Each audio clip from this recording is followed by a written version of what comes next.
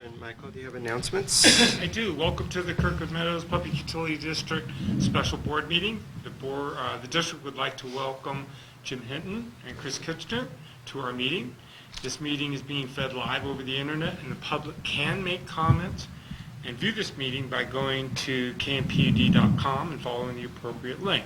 If the public would like to make a comment or ask a question, please email msharp@kmpud.com. and the board will respond. We ask that the public that is participating to please identify yourself when making comments.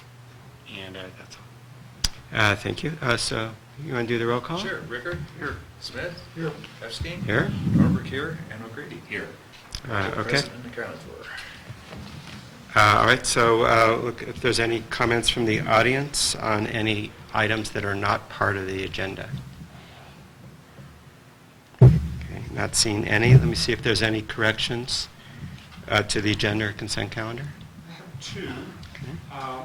One to the consent calendar. I'd like to move item 6E forward, move forward into 7, so it can go up for discussion.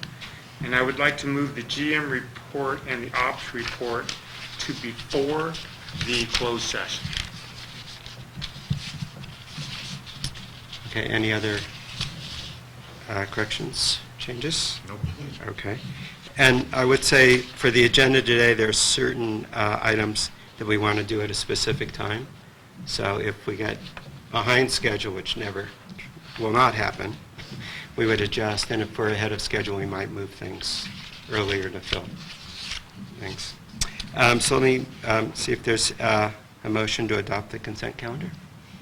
I'd move to adopt the consent calendar except for 6E. Okay. Is there a second? Okay, so moved by Eric and second by Standish. All in favor? Aye. Aye. Okay, why don't we move to item 6E then for discussion? Michael, do you want to lead that?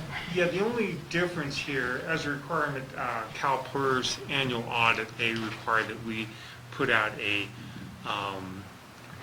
current pay schedule and job descriptions on an annual basis. However, I noticed that the consent calls for a resolution to be approved. I would prefer that being done by motion. So I would recommend that the board approve the pay schedule for fiscal year 2018 as presented by motion. So moved. All right, so moved by Jeff, second. Second that. Okay, second by Eric. So this is for voting on resolution 17-08. All in favor? Aye. Aye. Opposed? None. It passes unanimously. Okay, we're ready to move on to item 8A in the finances. I'll ask Kelly to come up and fill us in.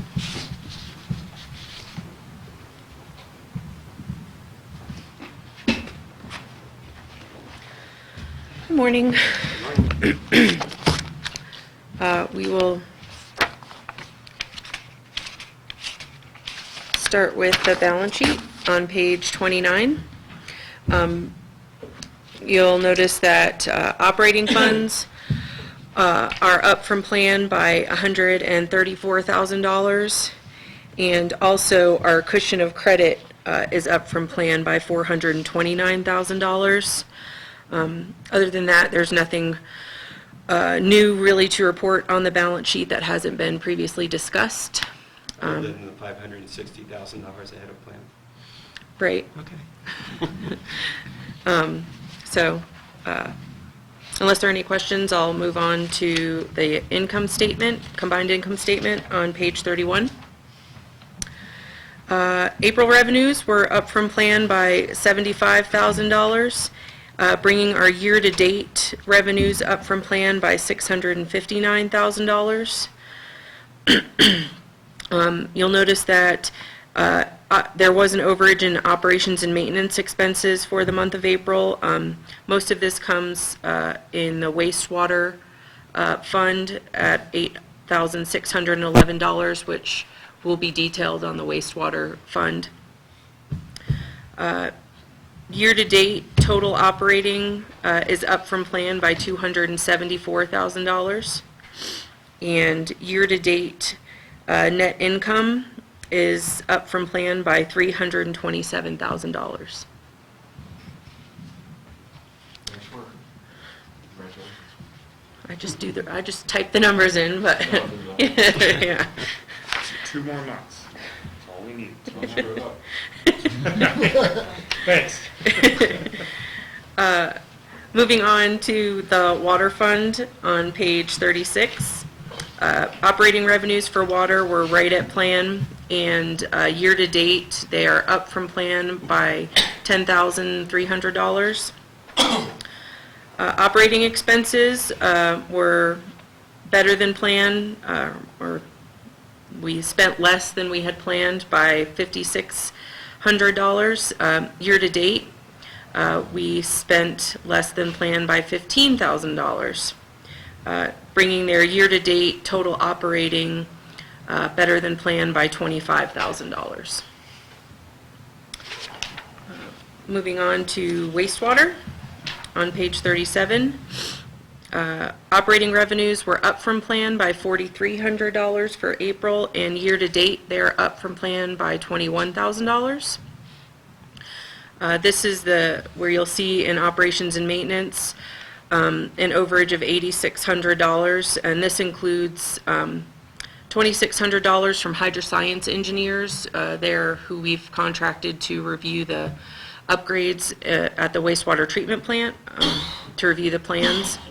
There was $3,200 in sludge removal and disposal, $1,200 for valve repair, and $1,100 for compressor repairs. So wastewater had some expenses this month. Year-to-date total operating, they are down from plan by $90,666. Moving on to electric on page 39. April revenues were up from plan by almost $39,000, bringing their year-to-date up from plan by $336,000. Year-to-date total operating for electric is up from plan by $237,000, which, considering the downed power line and all the craziness that went on this winter, I think that's a good place to be. Kelly, excuse me. I know that you've been in conversation with our auditors about how to figure out the GASB 68 pension stuff. Mm-hmm. That's still in process? Yeah, I spoke with them on last Friday. Is it last Friday? Recently, actually. Yeah, last Wednesday maybe, I'm sorry. I did speak with them. They sent me a new spreadsheet, and it does look like, I need wood, we're going to have a credit this year to our pension expense. We are going to have more liability. Our liability is going to go up from $700,000 to $800,000, but as far as the expense goes, that gets booked on the income statement. It looks like it's going to be a credit this year, whereas last year it was not. So where we see the zeros on these statements, You'll see we'll credits. see zero still for the budget because we don't budget anything, but now Correct. we'll see a positive number. And that should ripple through then to property tax availability and so on. Right. So we won't have to, Yeah. it will affect the calendar year for our tier ratio. Yes, That's yeah. the one thing that's kind of weird about it, because the GASB, or our tier ratio, runs on a calendar year, not on our fiscal year, but it will help for the next tier ratio.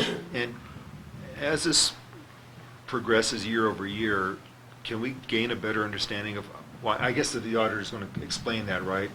As to why it is sometimes a big negative, sometimes a big positive. And Well, they don't- she tells me that there's no way to predict it because it's based on actuarial valuations, and there's no way to predict what. But we all only progress 1 year at a time, I mean, in age, so I don't know. Right. What the mystery is there, okay. The mystery of life, is The mystery of life, I mean, life expectancy doesn't leap all over the place. Yeah. And this, I guess one of the other questions for the auditors is whether there's any way to take a reserve against this in a positive year to try to balance it out. That's actually a good idea. I'll ask. That's actually a really good idea, just so that it's not so. Yeah, we'd just volatile. like to neutral it out. Right. Yeah. Like we've done in other things. And we will be having Olga call in once that number is finalized to better explain it to the board as we've discussed. Okay.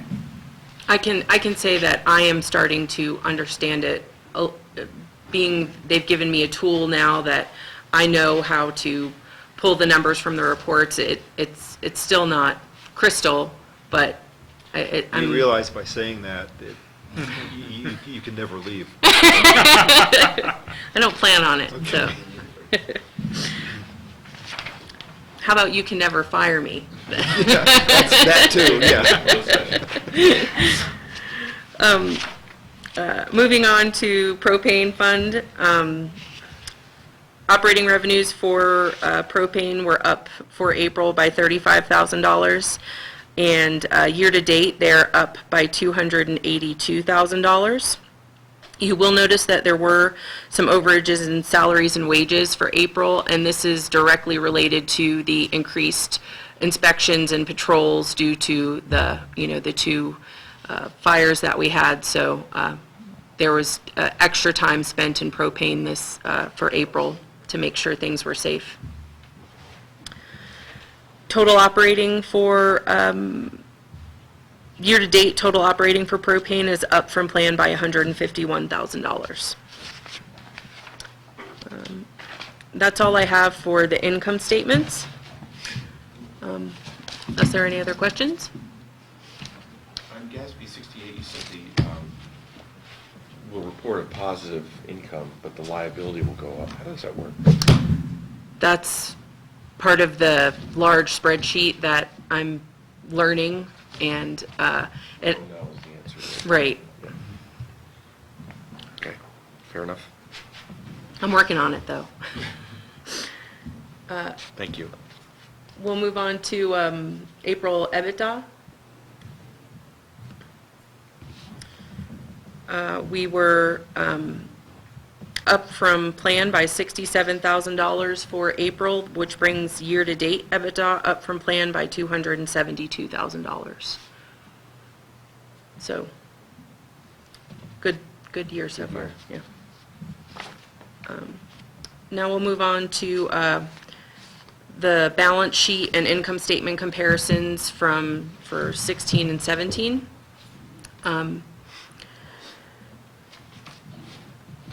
Balance sheet for April, we had less cash than we did last April, but we have more in the cushion of credit. So you can see we consider cushion of credit part of our operating total, so it just lives in a different spot on the balance sheet now. You'll also notice that we definitely had more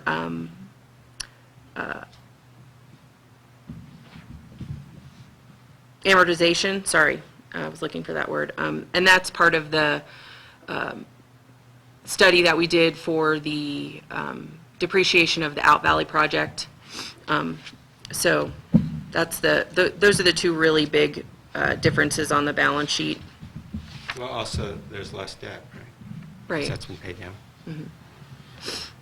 And then on the income statement comparison, we definitely had more revenues compared to April of 2016, but we also had a lot more expense as well.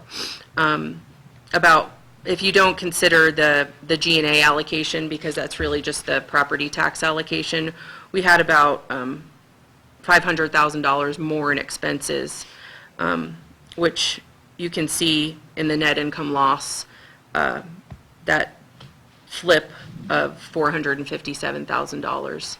It's just directly related to expenses and depreciation and... So you labeled both columns 2016. I did, I'm sorry. So it's the middle column that's 2017. Yeah, right? the middle column is 17. Yeah, My okay. apologies. Yeah. But again, those are the biggest differences. Just a lot more expense this winter than last winter. Moving on to known budget variances, there was just one added for this month for hydroscience engineers at $2,600. So in the annual income statement comparison, what is other that goes up in expenses, That's the non-operating? That's the property tax allocation. That's the other revenue. It shows in, So you book it as revenue and then you book it as expense? because What we is have it? to move it through the balance sheet that way from G&A to electric. So it's booked as revenue and expense in G&A, and then it's booked as an other revenue in electric. Okay. And that's just the way we have to move it through the funds that way. So that's why the G and A allocations and the other are somewhat similar Correct. numbers. There's just, there, in the other revenue for electric, there's also the sale of our renewable energy credits. Oh, I see, it's up there. Yeah.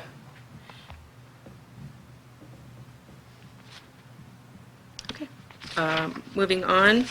I didn't have May preliminaries when the packet went out, but I do have the slide on May preliminaries. I was able to finish billing and get revenues out for May. So you notice that we are up from plan for May by $43,000, bringing our revenues up from plan year-to-date by $702,000. Expenses obviously are just an estimate, but the only big expense that we're going to show in May is the $55,000 payment to our, thank you, CalPERS. Other than that, I don't foresee any big expenses in May, so. That's not really an expense, right? That's a payoff of a principal. No, it's an expense. It shows as pension expense. Oh, I guess because we don't have that as a liability technically on our Right. balance sheet. I see. Okay. So you were all proud of cracking 8 million last year. You're going to go sail through 9 million. Yeah, you know. Go out with a bang, Michael, huh? Try. If we can hold on to June, then we have a good shot at making budget this year, which would be outstanding. Moving on to May metered versus budget.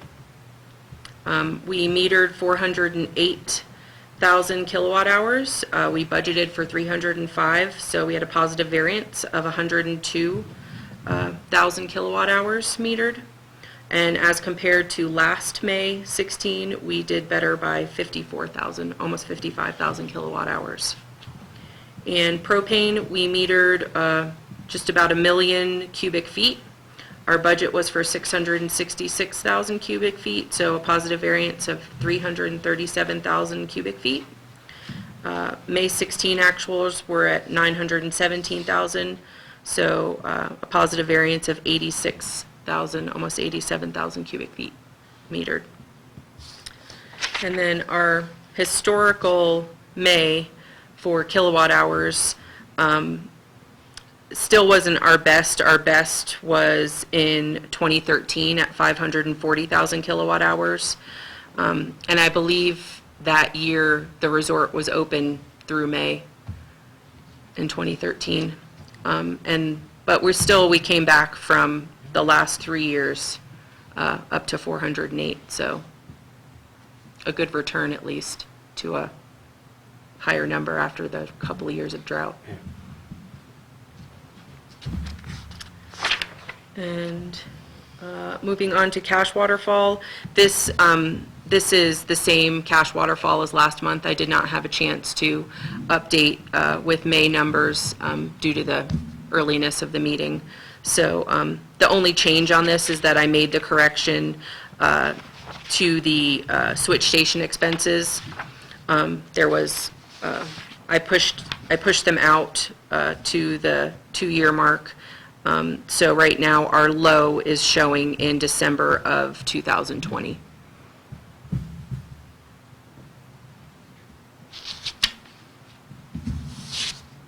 So, I remember, was 2 months ago, we were showing a negative operating cash. Mm-hmm. Has that disappeared It did. because of the pushing out? Mm-hmm.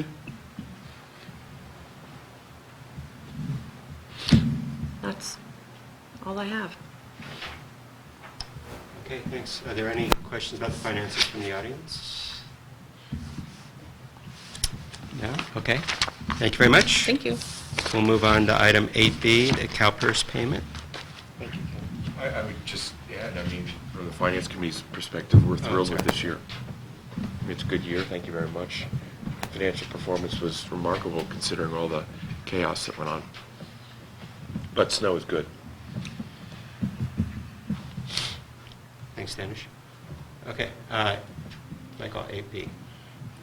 As per the budget and as reflected on the cash flow, the district has paid one payment of the CalPERS side fund.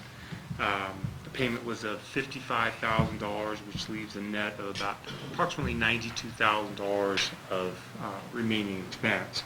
The CalPERS side fund is basically a loan from CalPERS for improvements that the district has done to our retirement plan. The district requested that the period used to calculate retirement benefits be reduced from the last 3 years to the last 1 year, and that happened, I think, 7 or 8 years ago. And even further back, the district went to a 2.5 at 55 benefit ratio.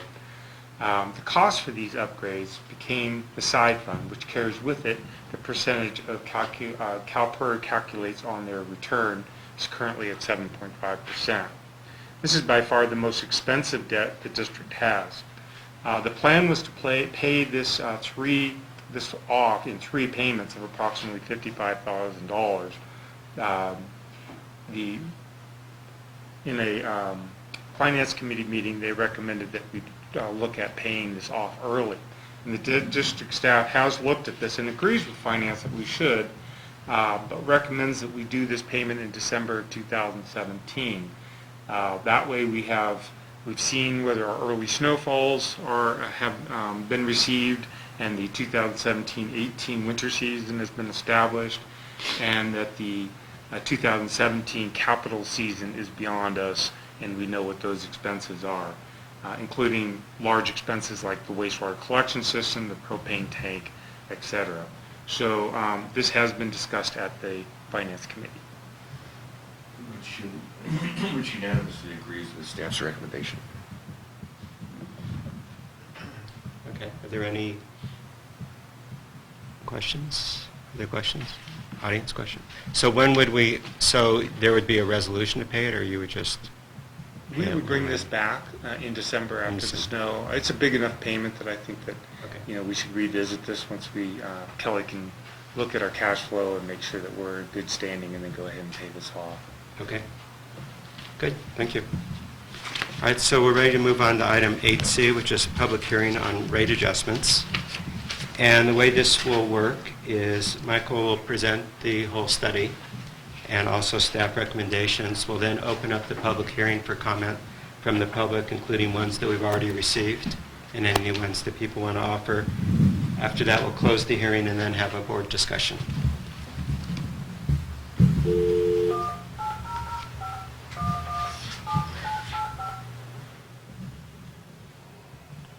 Welcome to the conference call.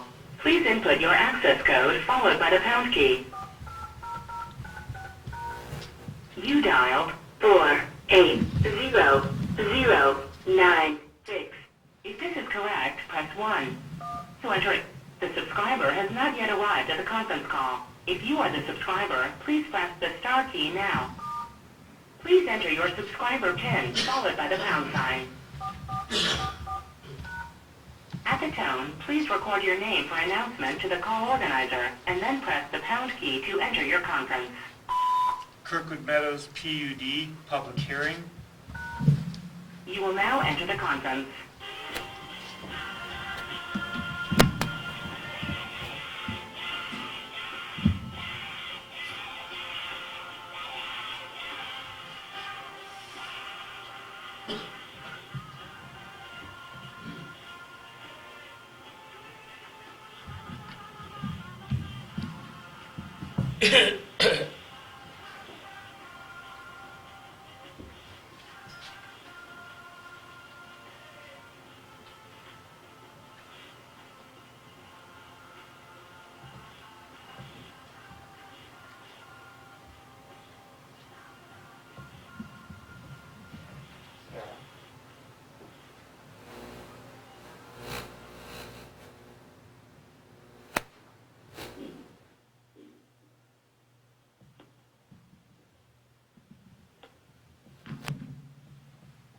Okay, we're ready.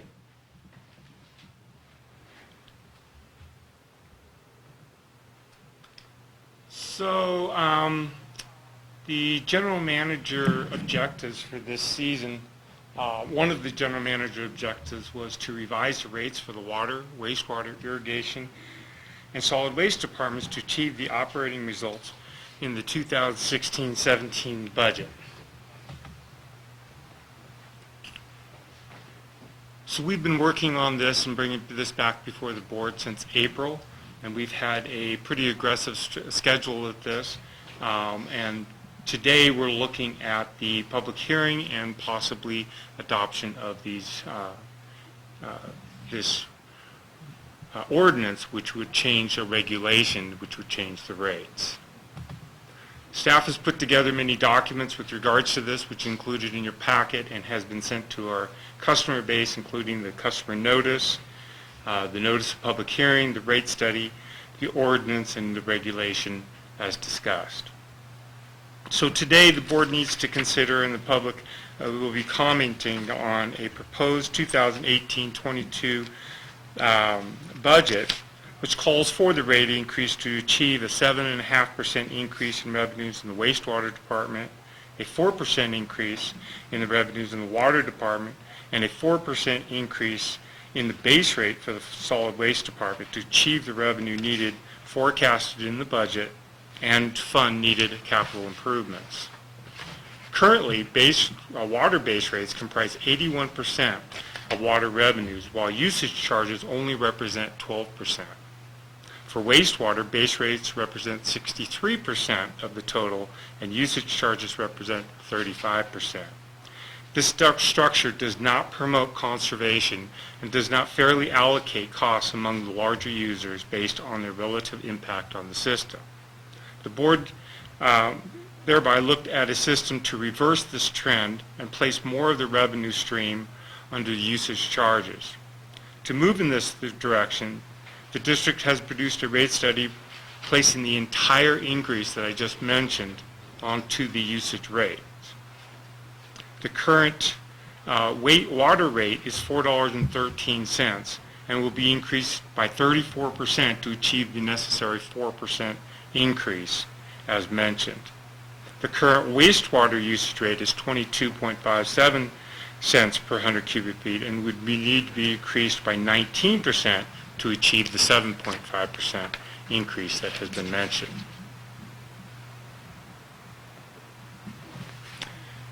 So why is the rate increase needed? Well, there's two main reasons. One is to reduce the negative operating variance in each department, and the second is to fund capital improvements. What would the rate increase establish? What would it make?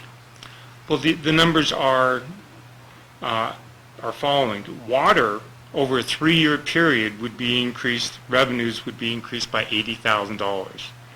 Wastewater, which would be the bulk of the increase, would be increased by $213,000, and irrigation and solid waste would be minor amounts.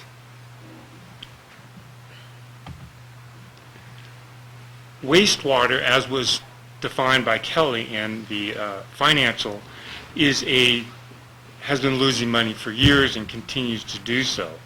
The first column, which starts with 118,000, is without the increase and without showing depreciation. And it's going to lose in 2018, if nothing is done, $118,000. With depreciation, it's more like $460,000. However, if the increase is done without depreciation, that cash loss is $60,000, and it reduces down to $402,000 with depreciation.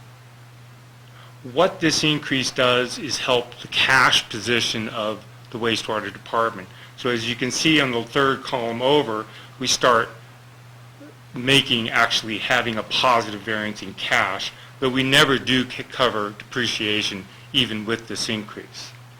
Furthermore, this increase does not take, and these numbers do not indicate the need for a $90,000 a year COP debt service payment. So it's even compounded beyond these numbers with debt service when you're including that. To make the cash work and debt service over the period of the 5 years, wastewater, even with the increase, will need to borrow from the electric fund to meet its operating and capital reserve needs because of the winter that we had.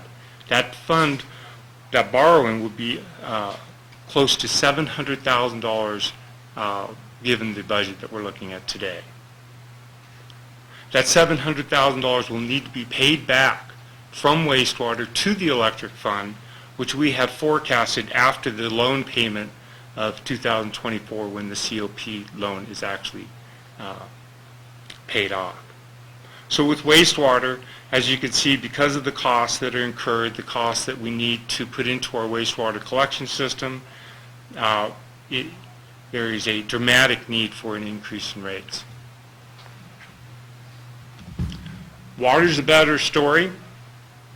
Water, with this increase, will show a positive cash this year of $8,300, but once again is not covering its depreciation expense.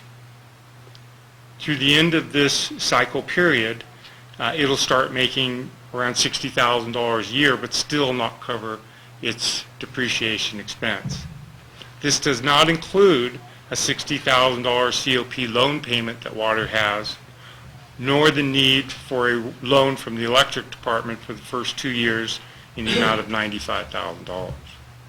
Once again, this loan will need to be repaid and is forecast to be repaid once that loan is paid off. Why do we need to spend so much capital funds in the wastewater collection system? This is I&I, which is inflow and infiltration. And this shows that in 2014, approximately 27% of the water that we treated at the wastewater collection system was inflow and infiltration, which is not wastewater. This is stormwater. This is entering into the collection system through breaks, leaks, through all sorts of different.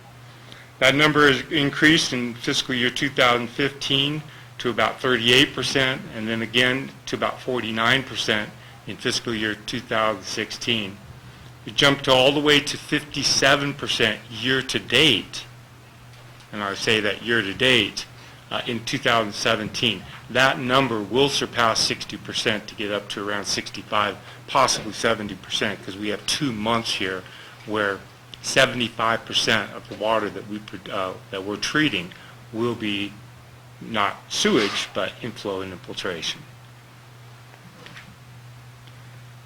It's shown graphically, but it's also can be seen when you look at this one. This shows a 4-year comparison of unidentified losses from, and these are in gallons or cubic feet, as you can see.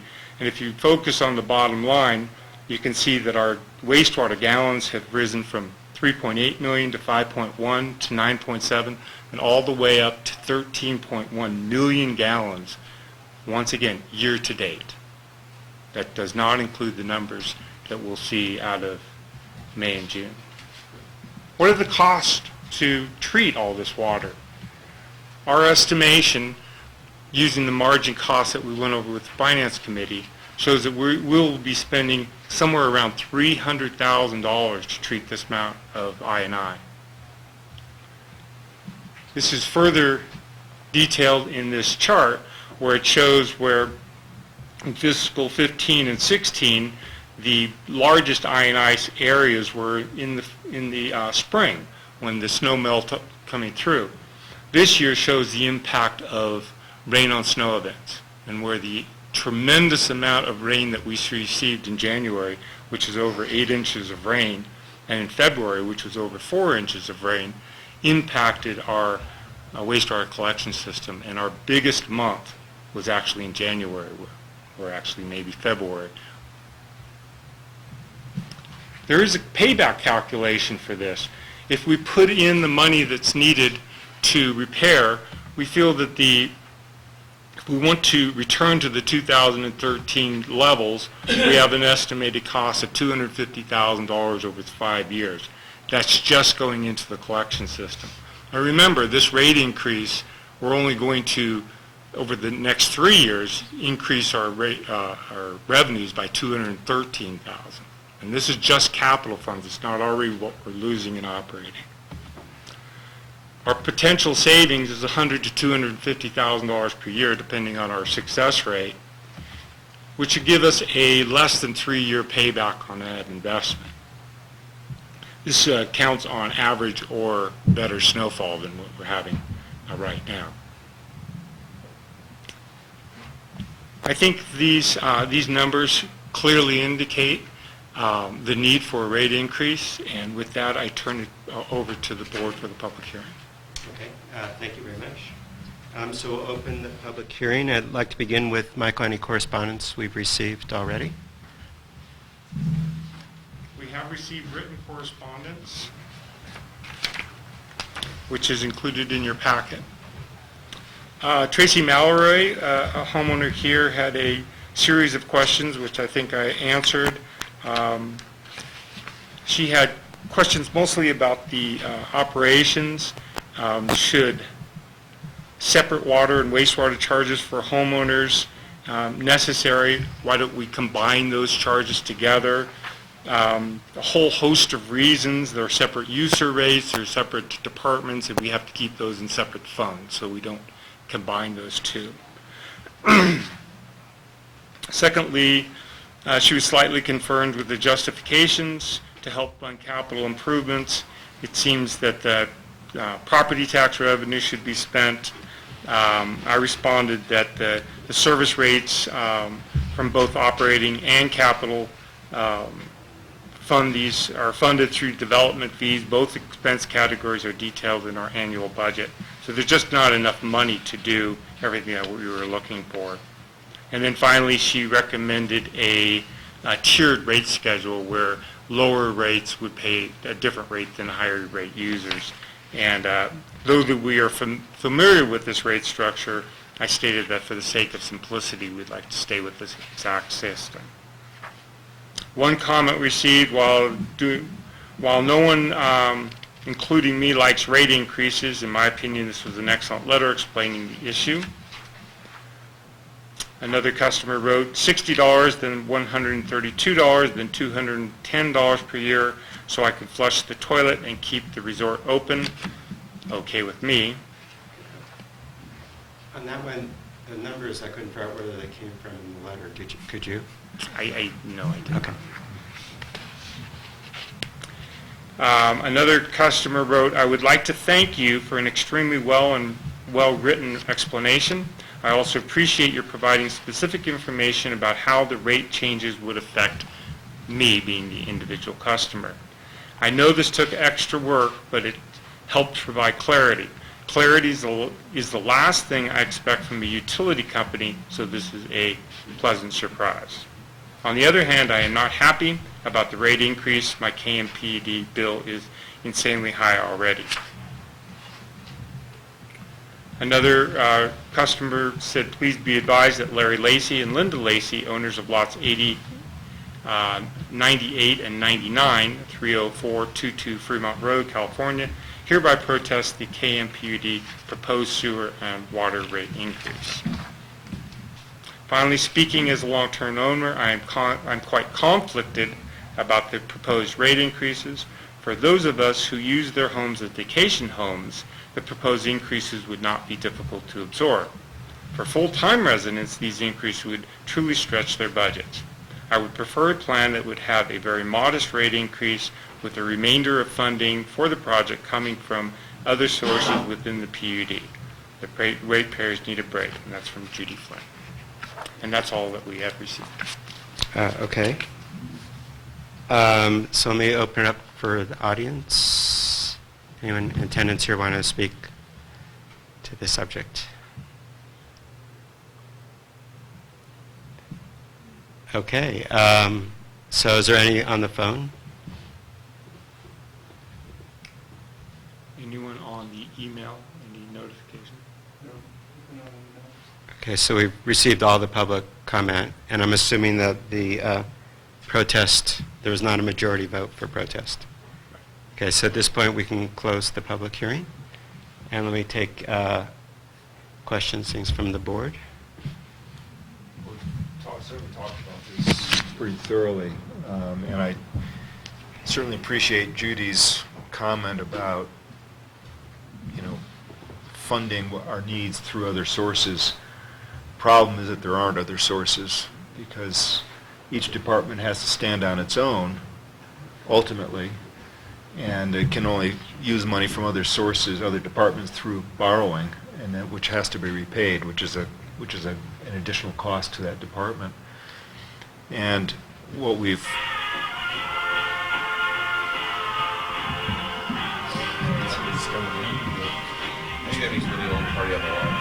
Yeah, I'll just call back in. Did you mute it?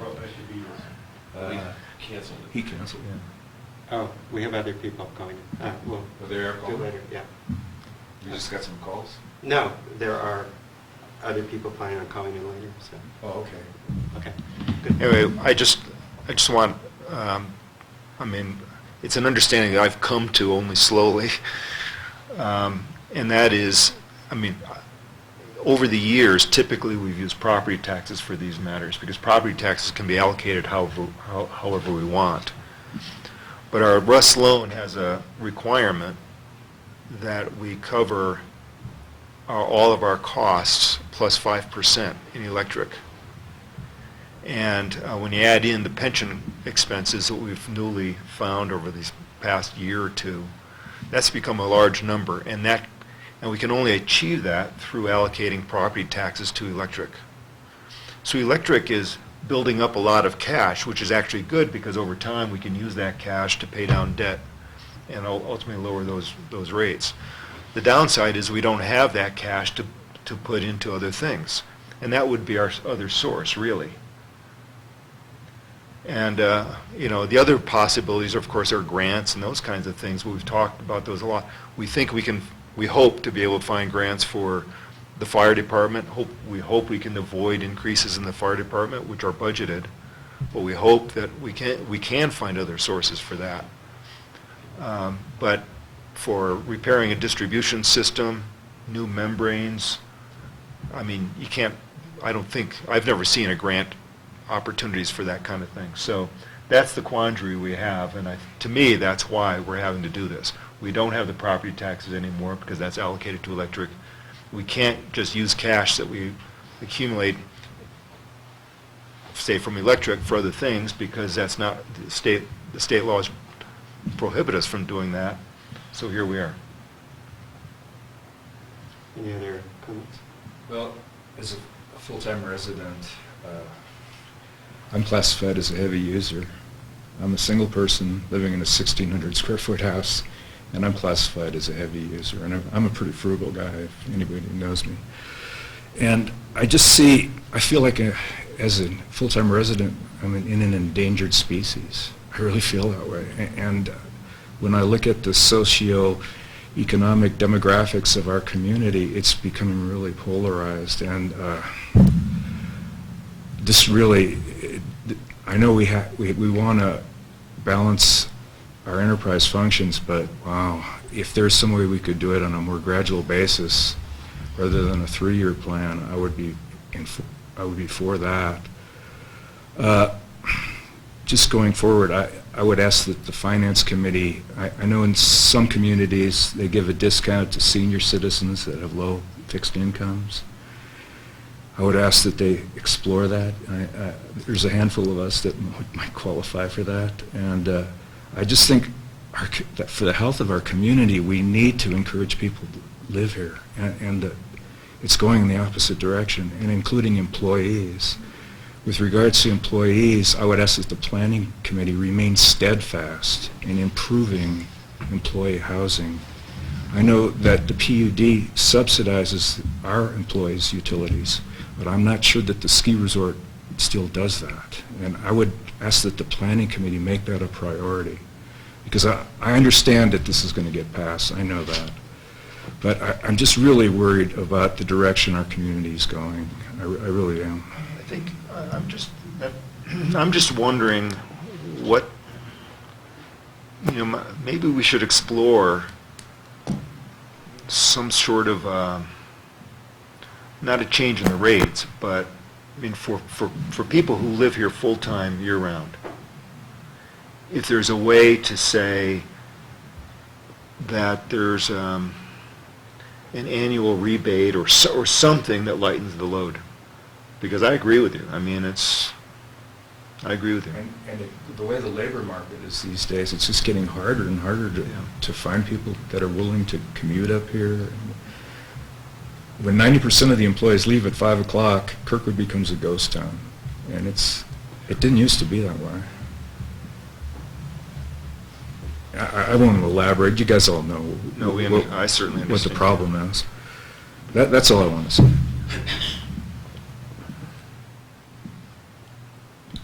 Well, I would say on behalf of the Finance Committee, we've looked at this with staff's timetable for 3 or 4 months now, and I think the conclusion, after a lot of debate, is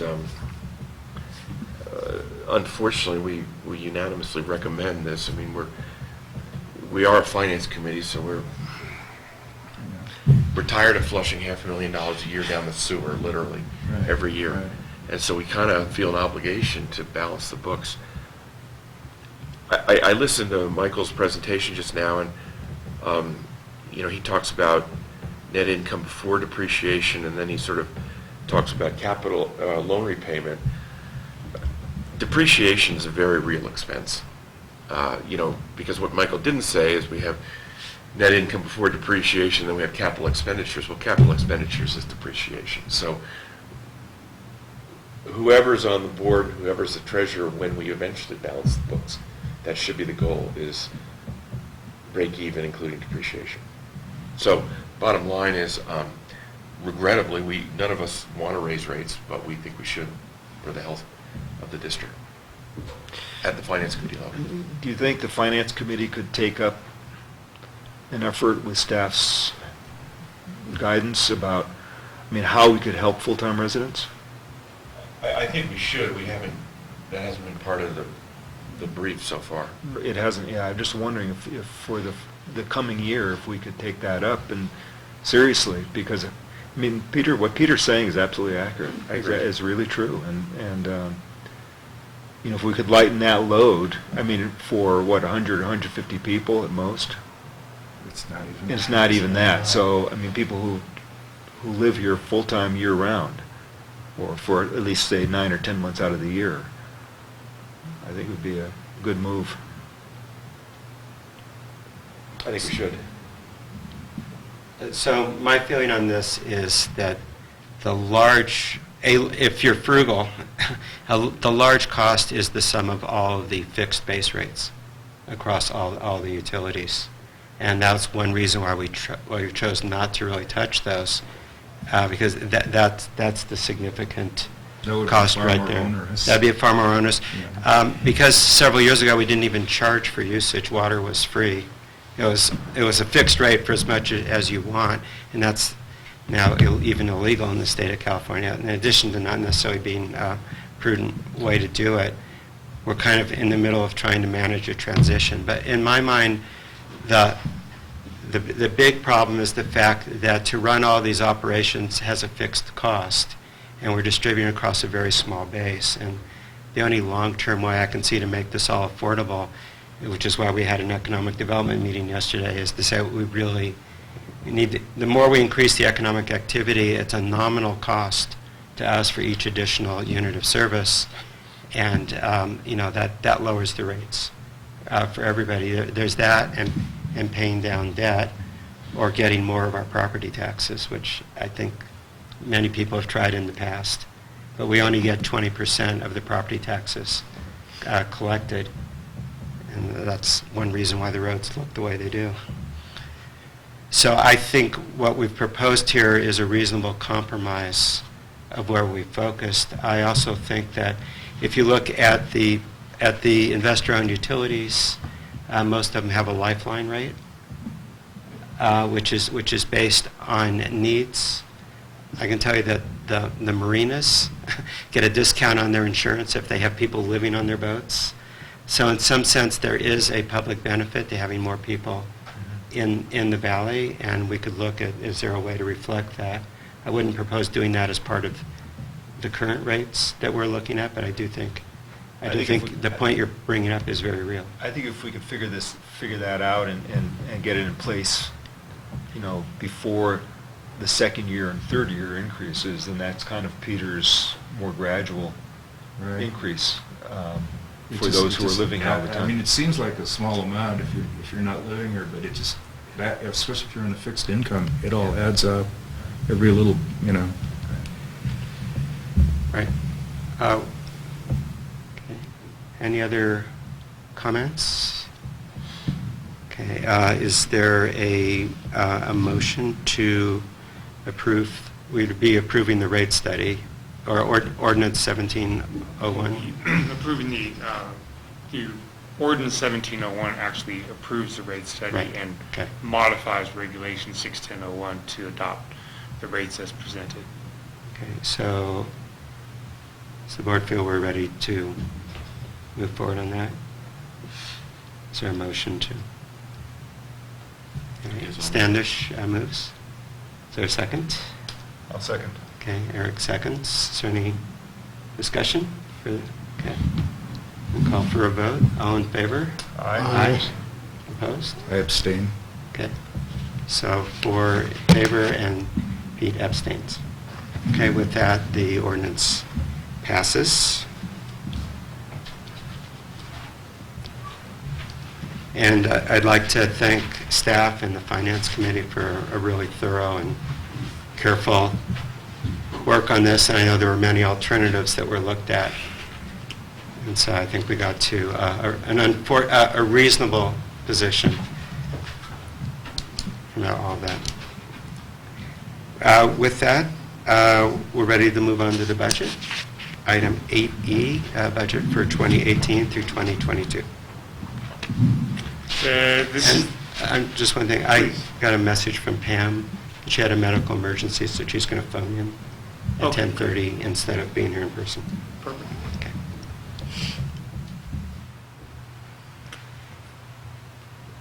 So this is the final presentation of the 2017-18 budget. Like the rate adjustment, we've been working on this for several months. This would be the second year, Standish, help me, second or third year in a row that we've approved the budget before the beginning of the fiscal year. So that's been a goal, if the board so chooses. All input from the committee members and from the board have been incorporated. Major assumptions, units sold has been increased by 3.5% over the 4-year average, then 1% thereafter. G&A allocations have been redistributed to fairly distribute costs over the various departments. The rate increase that were just discussed have been incorporated. The electric rate continues to be reduced by $0.01 a year, each and every year. The fire department assessment has been increased next year, so that'll be a subject up for board consideration, or some other funding mechanism which is yet to be determined. So either a fire department increase in the assessment or another funding mechanism. The switch station is budgeted and funded without a C8 loan. So that's a major improvement over previous budgets where we actually borrowed to do and if we have to do the C8 loan, we could still look at borrowing, but in this budget, it calls for no borrowing for the switch station. The 3 RUS loans, which roll over during this period or which come due during this period, are all rolled over. And there is a snow removal increase of 5% across the board due to the impacts of the significant snowfalls of this year. Michael? Please. Quick question. The rolling over of the 3 pieces of debt would not be necessary if the switch station is not necessary? So we could pay off those if the switch station is not necessary? Yeah, we budgeted $3.2 million for the switch station, and those 3 loans are approximately $800,000 each, so it could easily be funded if the switch station is no longer needed.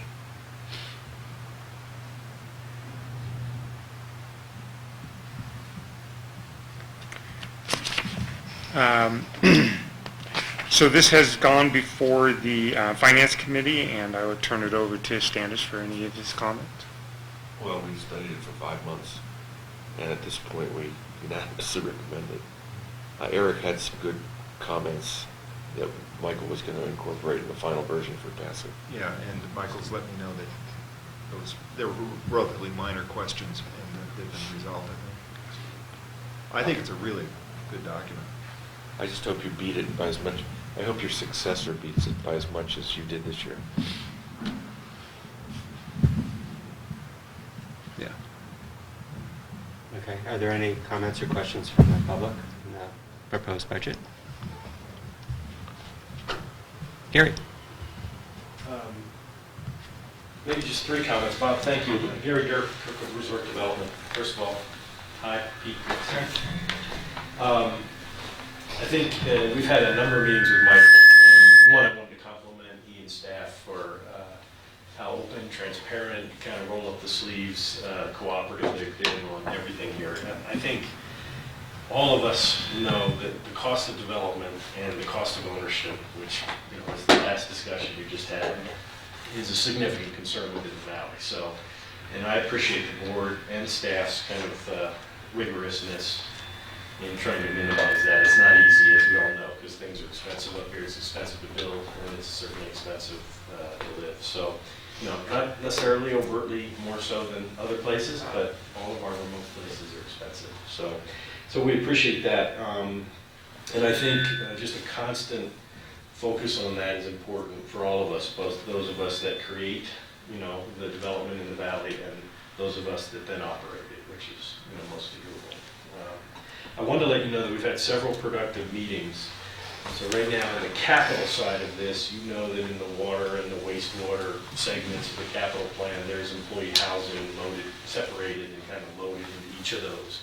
And we've had some really good meetings with Michael and with Doug Perini from Vail. I think yesterday we had a great breakthrough where Doug actually said, go ahead and put the numbers in writing so I can take them to my corporate team and see if I can get them approved. So that's for the employee housing fee in lieu idea, which would, I think, do 2 things. One is it would make the whole employee housing funding mechanism more transparent. Every builder or developer who came to the valley, I could easily explain how this works. And here's how the additional employee housing that's needed for the district and for the resort is going to be funded. I also hope that it's going to be a mechanism that will allow you guys to accelerate that, because the connection fee mechanism is, I'll call it a drip plan, where you get a little bit out of each connection fee, but it's hard to really use that as a financing source, whereas in most cases, many municipalities and districts can use a designated fee in lieu program as a financing source. So back to your comment, Peter, how do we get this employee housing thing, moving forward more quickly? So it's more a heads up that if we can get something done there, we will collectively be bringing something back to you, I hope by the fall, which would then, allow us to take the employee housing out of the connection fees and move it into a fee in lieu system that you guys would be able, to have a significant say in how that gets administered. And we don't have all the details yet because we obviously have to get Vail's approval, but I think Michael and I are on the same page as far as how that would work and how it would benefit the district. And quite frankly, benefit the developer. Not so much that the dollars change, the dollars are the dollars, but transparency is really important when you bring a builder or developer to the valley and they can't, it's a connection fee, but it's paying for employee housing. How does that work? And they're not used to that if they go to other jurisdictions where the employee housing is right up front and they kind of know what the cost is and they get it. So I want to let you know that's a heads up. It's nothing related to this budget other than I think hopefully it's going to be an improvement going forward. I think last, and again, not related to today because Michael's been really good about working with us, but I think we have a nomenclature problem in the capital plan.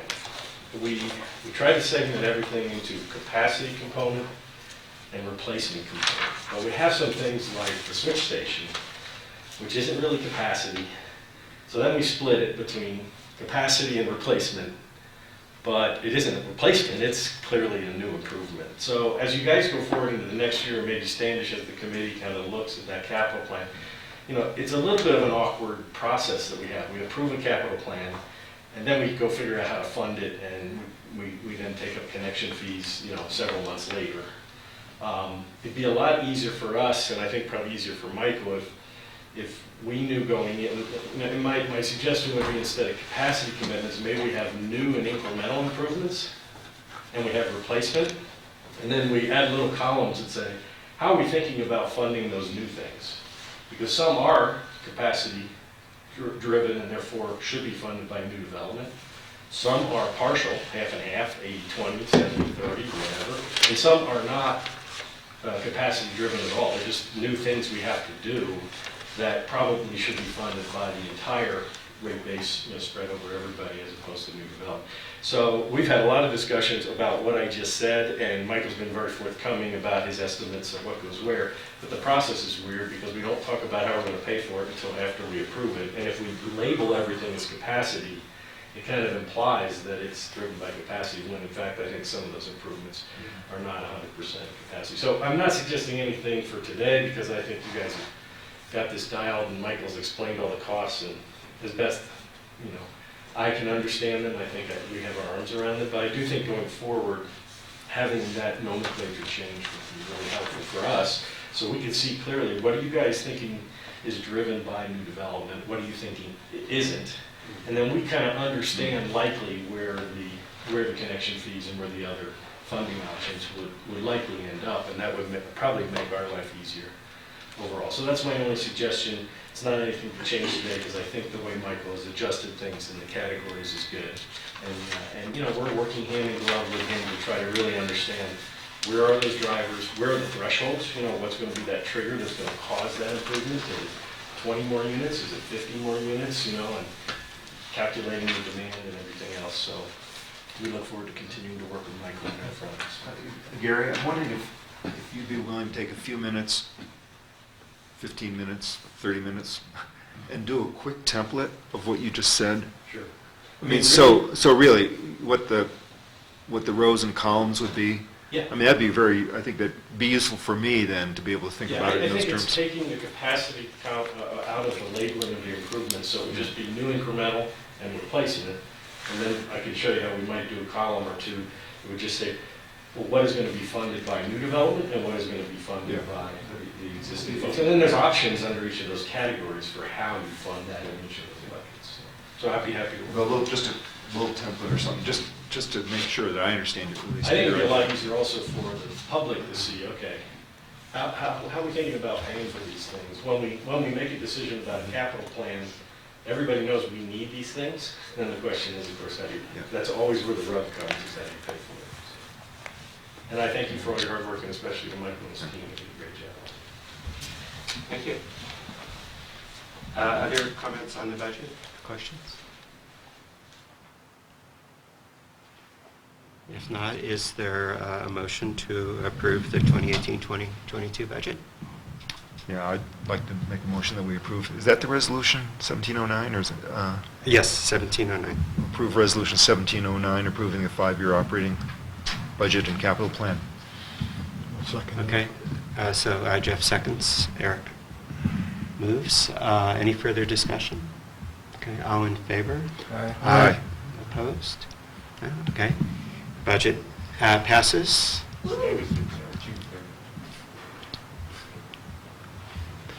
The budget passes 27 days before it needs to. Speaking of goals. Put that into the record. Yeah.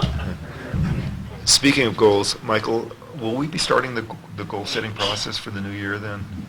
Like next round of committee meetings and so on? Yeah, because I'd like to be sure that we include the things we've talked about, which is employee housing and some way of giving relief to full-time residents? Yeah, I've already started work on that, and they're going to be extremely robust. Thank you. The other thing related to that, as you all know, last year we started the process of producing an annual report for our customers, which we released in November, sort of sometime in November last year, because we waited until we had audited financials. And one of the things I've discussed with Michael for this year is that it might be more beneficial if it happens sooner, let's say in time for the September activities, in which case it would be based on estimates of the financials instead of audited. And that's the general sense of the board. It would also give Michael a chance to finish it.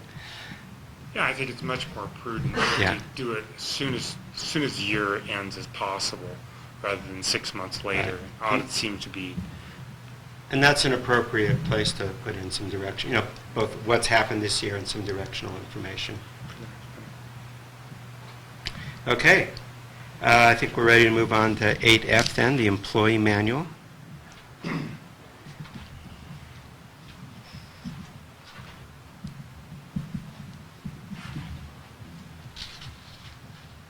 one item that we've been following along with Standish's goal is to have documents that are prepared and ready to go by July 1st, before the beginning of the fiscal year. And that not only includes the operating and capital budget, but that includes the employee manual. The employee manual is a living document that is updated throughout the year. We keep a red line version, which is in your packet. Annually, the Board of Directors reviews the proposed changes to the handbook to make sure that they align with the district's objectives. The changes to the book are as follows: pay schedules and deductions. Checking in and out, which is time clocking in and out, has been clarified for regular and temporary employees. Regular employees no longer need to clock in and out. They use a time form. Temporary employees still clock in and out. Employee benefits, a statement has been added stating that part-time and temporary and part-time employees accrue sick time, which is consistent with California state law. Holidays, this has been adjusted right now on our books as of July 1st. Each employee has 7 floating holidays. We've adjusted this to give them 3 floating holidays at the beginning of the year, and then the balance of the 4 on January 1st, just in case you have a situation where someone leaves like in September, and they would be able to use all of their floating holidays earlier in the year.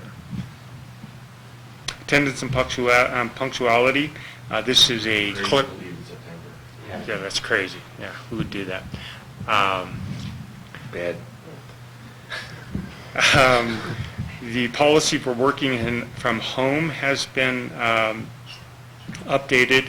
The statement allows an employee to work at home if the road is closed for 1 day, a pay period, and prior approval of the supervisor. On-call policy has been totally revised by Brandy. Appreciate that. And the new call-on-call policy is in the book and has been in place for 4 months, 6 months? Since December. And our electronic media use policy, which used to be a separate statement that the employees would sign, is now part of the employee manual. So with that, staff recommends that the changes to the employee handbook be approved by the Board of Directors by Resolution 1710. So I'd like to add that the Personnel Committee reviewed all the changes at our last meeting and had one correction that we wanted, changing electric to electronic, which I assume will be done but is not reflected in the board book.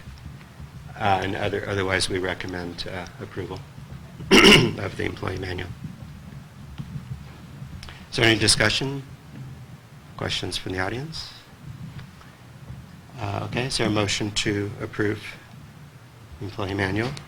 Make a motion to approve Resolution 1710 for adopting the revised employee handbook. Okay, it's been moved by Jeff, second.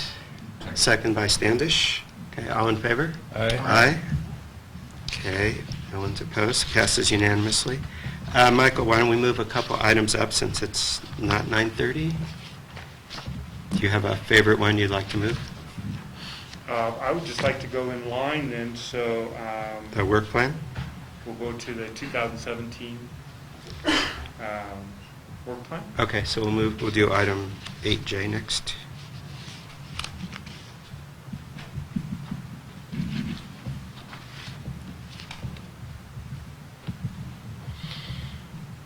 What page is that on? 275. Okay.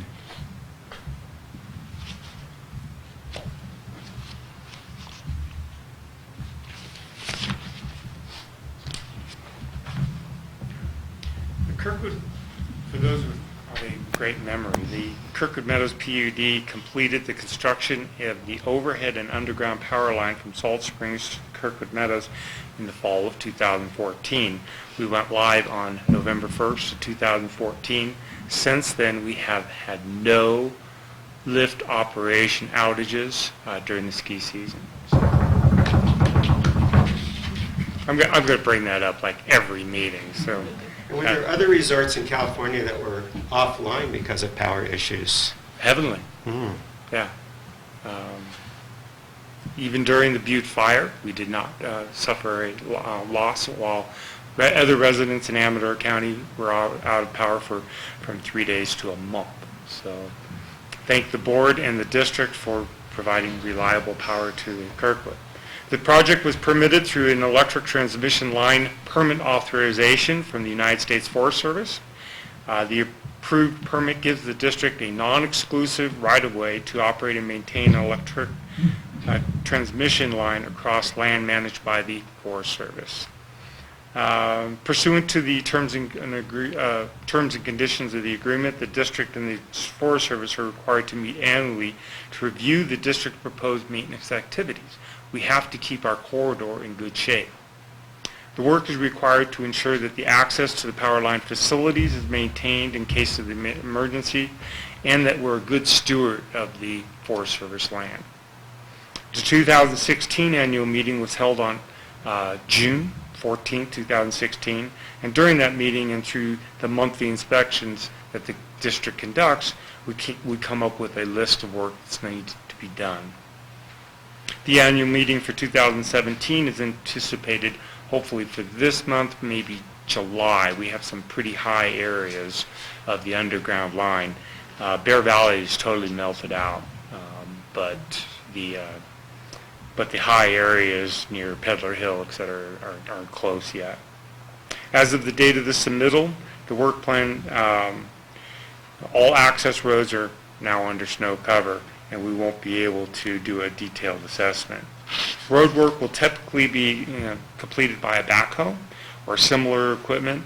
All equipment will be pre-washed prior to going into the wilderness. That's to make sure that any seedlings or anything like that might have been contracted here in Kirkwood aren't spread out into the wilderness.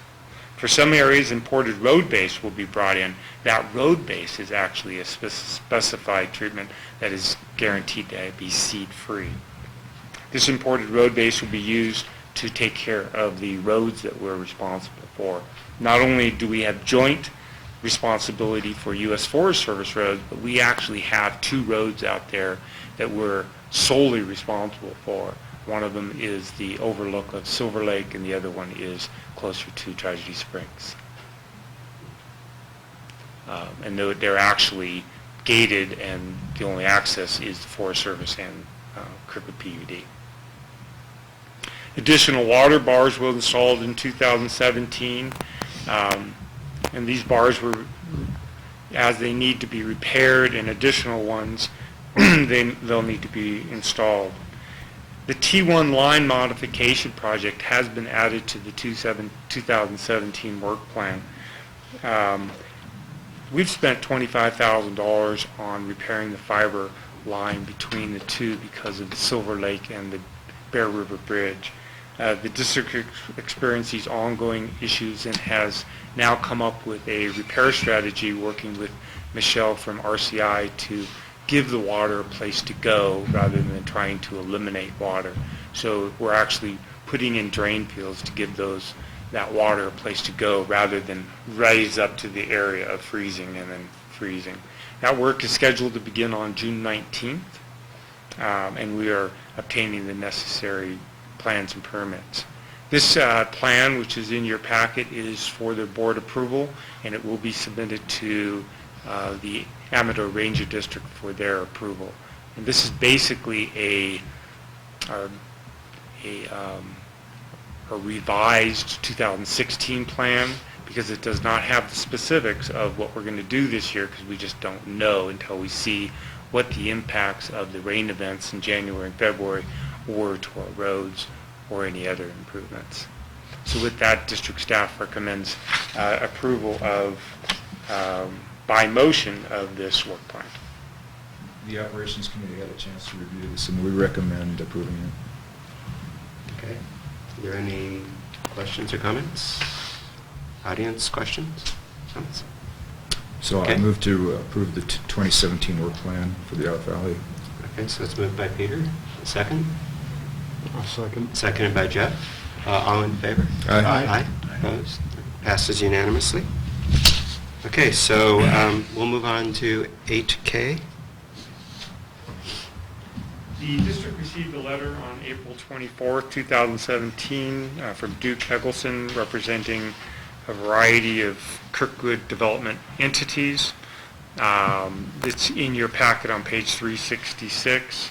The district and staff council have responded on May 25th. The district council, in coordination with staff, responded basically stating that the district agreed to disagree. Specifically, Duke's questions with regards to connection fees on wastewater, electric connection fees, and employee housing. Staff has met with Nate Whaley and Gary Dirk of Kirkwood Resort Development and are working collectively together to revise connection fees to match current expenditure forecast.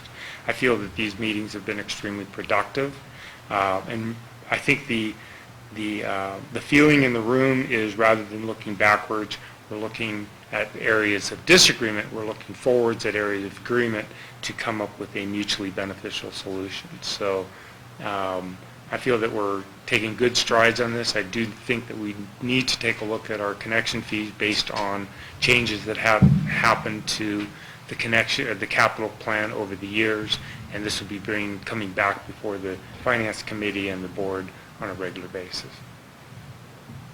And I don't know if you have any further comments besides No, just what thanks you to mentioned. Michael, and appreciate the board's response, and we're rolling up our sleeves and trying to get something that'll work for everybody.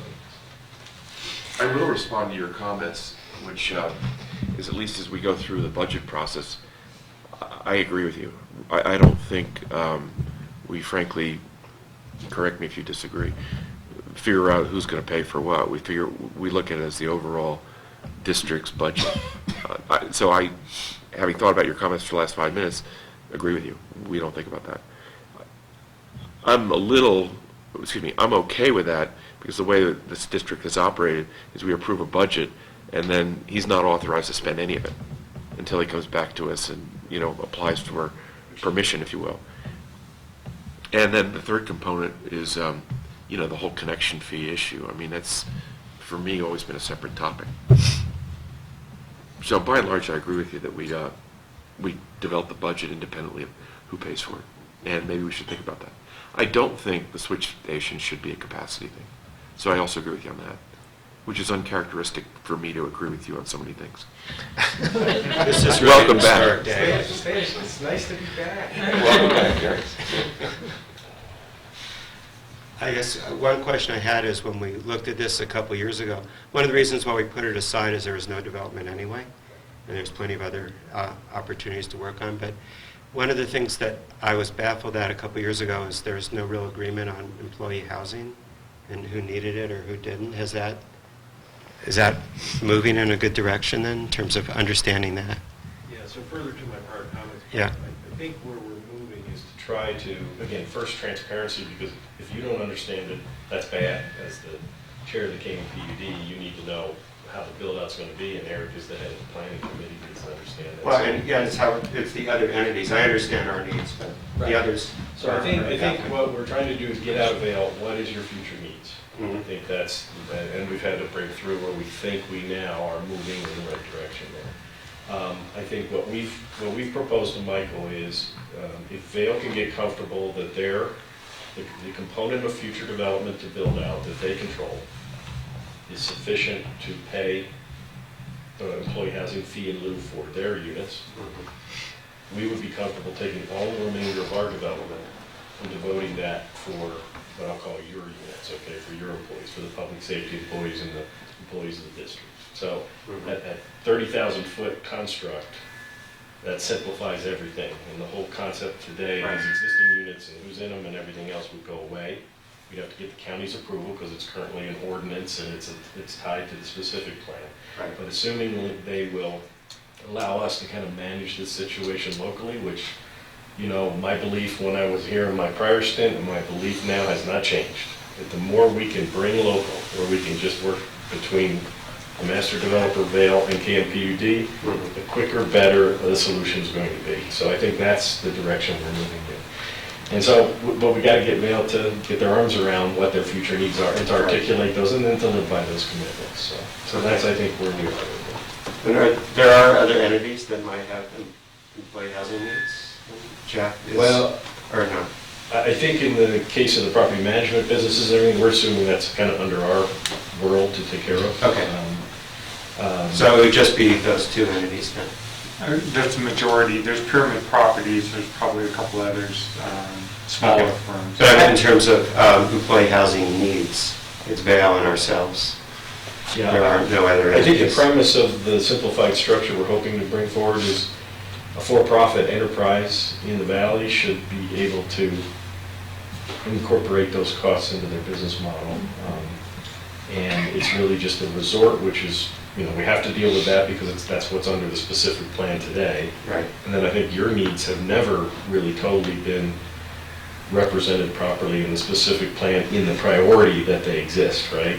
So you're in there. Yeah, right. And that's why we put them in a connection fee, at least was someplace we knew where. Right, so we're actually trying to move that even a little bit farther forward, because I think Yeah. if there was a fee in lieu that was dedicated, then you'd have the ability to finance it against that funding source, so. Right. Okay. So, but can we get there? We don't know for certain, but I think Michael and I are optimistic. Okay. Any other questions or comments on this item? Stanchus, this is a big day for you. So much agreement. We'll find something else. Okay, so that concludes 8K.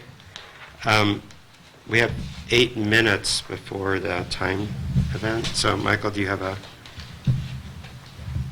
recommendation? Why don't we go beyond Fire Service Master Plan, which might take a few more, and Right. go to the Summer Festival? Okay. Great. Can you give us an update? Item 8M. Morning. Good morning. The phone was disconnected, so if we need to reconnect it for 9:30. Wait, is it disconnected? Yes, that was a board decision when you were out of the room.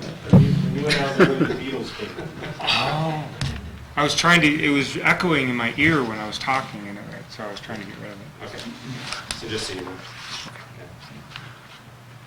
Kirkwood Summer Festival Chili Cook-Off. Well, things are proceeding nicely, and we're very excited about this year's event. As you know, it'll be on July 1st in the plaza. Our fundraising goal this year, again, is $30,000. We're hoping to get enough funds to pay, or at least put a deposit down, or money aside to purchase self-contained breathing apparatuses that I think I've shown you in the last board meeting. There's a couple of slides, but I'll hold off on the slides. But bottom line is, I think it's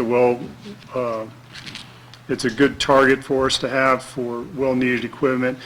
And then the secondary goal is to help support the winter staffing like we had this year, that labor component. So far, we've had 84 pre-registered for the event. That's 72 adults, 5 young adults, and 7 children. And we've collected over $6,000 in donations, which I believe is ahead of pace from last year. So thank you to the community for the support. We also thank you to the KCA. They're going to be donating tents and support for this event as well for the Chili Cook-Off. And other people that come and contribute are, for example, the Rite of Passage folks who come up with their kids and or student athletes to help do some of the behind-the-scenes unpleasant work like dishwashing and trash and so forth. Cheryl Stern's taken a tremendous lead in this event, and she's really keeping us on track and really supporting the silent auction, which is something we're really excited about for this year. And with the support of Ann O'Grady and others that are on the committee, the silent auction this year is going to feature 4 framed watercolor paintings from Chris Kutchner, and she's in the audience today, and a couple of her pieces of art are in the back of the room here. And again, everybody just loves these things, the watercolors, and I know we'll get some great donations for them, so thank you for that. Other things are San Francisco Opera ticket vouchers, JetBlue tickets, Stonefly gift certificates, the San Francisco Museum of Modern Art gift certificates, gift baskets, and Soren's has donated a night stay for 2. So again, a lot of community and local support for our event. This year new for the event is a brainstorm of Brandy, or actually Michael's and Brandy chased something down for us, is the exclusive Kirkwood salsa, which I have examples here. Those will be sold for $10 a bottle. And we've got some unique names, thanks to Drew for creating the artwork for it, but there's the Thunder Saddle and the Cirque Salsas. So limited edition. I understand that we'll be including this year with our merchandise sales some T-shirts, coffee cups, the salsa, so we're excited about that. And then finally, in consideration of time, the chili cook-off. We're thinking about it, we're planning it, we're working with the ski resort on it as well as the KCA, but more will be announced for that essentially after the summer festival. We don't want to shadow the summer festival with the chili cook-off. But this will be the 16th annual Thin Air Chili Cook-Off, Village Plaza on that September 2nd Saturday from 12 to 4. And again, it's 100% net proceeds benefiting the fire department. So. Unless there's any questions from the board, that concludes my report. Any questions? Just a thank you to Kelly or staff who added the donation line to the ticket purchase page. It's coming through too. Thank you. Donating Yeah. in addition to buying tickets. Yeah. So. And registration forms did go out with this month's billing, so I think that went out yesterday. And last month too. Yeah, oh, that's right, last month too, so it's coming in, it's great. So whatever volunteer roles that the board would like to volunteer for, we're taking lists for that. I think Peter's already set. So. Well, I'm set. Oh, perfect. Desserts. Desserts. Yeah, dessert table. Fire suppression.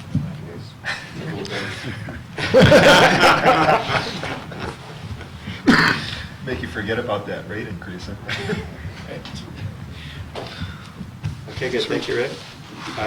Okay, so I think we need to connect the phone up again, and last time that took 90 seconds, that'll put us right on schedule.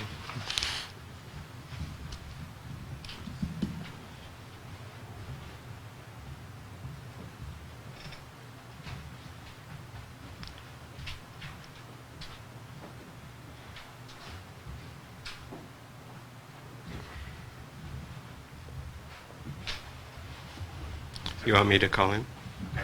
Oh, okay.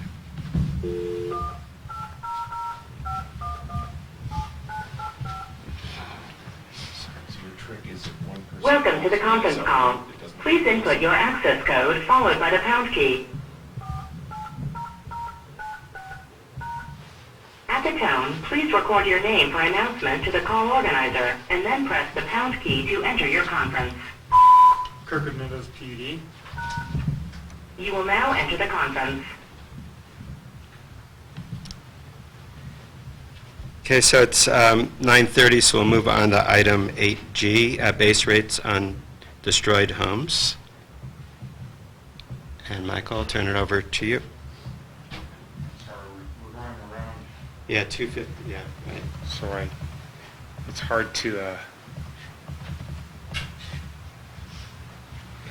keep 122 page slide presentation quite up to date. Sure.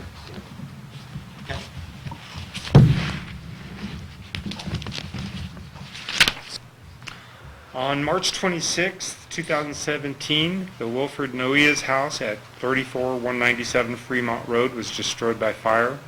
On March 31st, 2016, only 6 days later, the Joe and Alice Huey's home at 33795 Dangberg Drive was destroyed by fire. Each of these customers has contacted the district pertaining to have their base rate charges suspended. Base rate charges per month for each of these homes total approximately $95 per month. Current district policy on charging base rates during periods of non-occupancy centers around the need to maintain a revenue source to fund the overhead costs of the district, including debt service, administrative, and capital projects. These charges maintain the utility infrastructure to allow these customers to reconnect when ready. District policy on the issue is covered by Policy Statement 620, Conditions of Service, which state, termination of service, the customer is still responsible for the base rate and sewer rates, and these rates are in full effect on a discontinued service. Additionally, Regulation number 61001 states, there are no shut-off privileges. Once an account is established, billing continues whether or not the premise is occupied. Finally, the district's electric rules and regulations state the owner, on discontinuation of service, the owner must acknowledge that the district has a minimum base rate charge each month for service, and that is due and payable per regulation.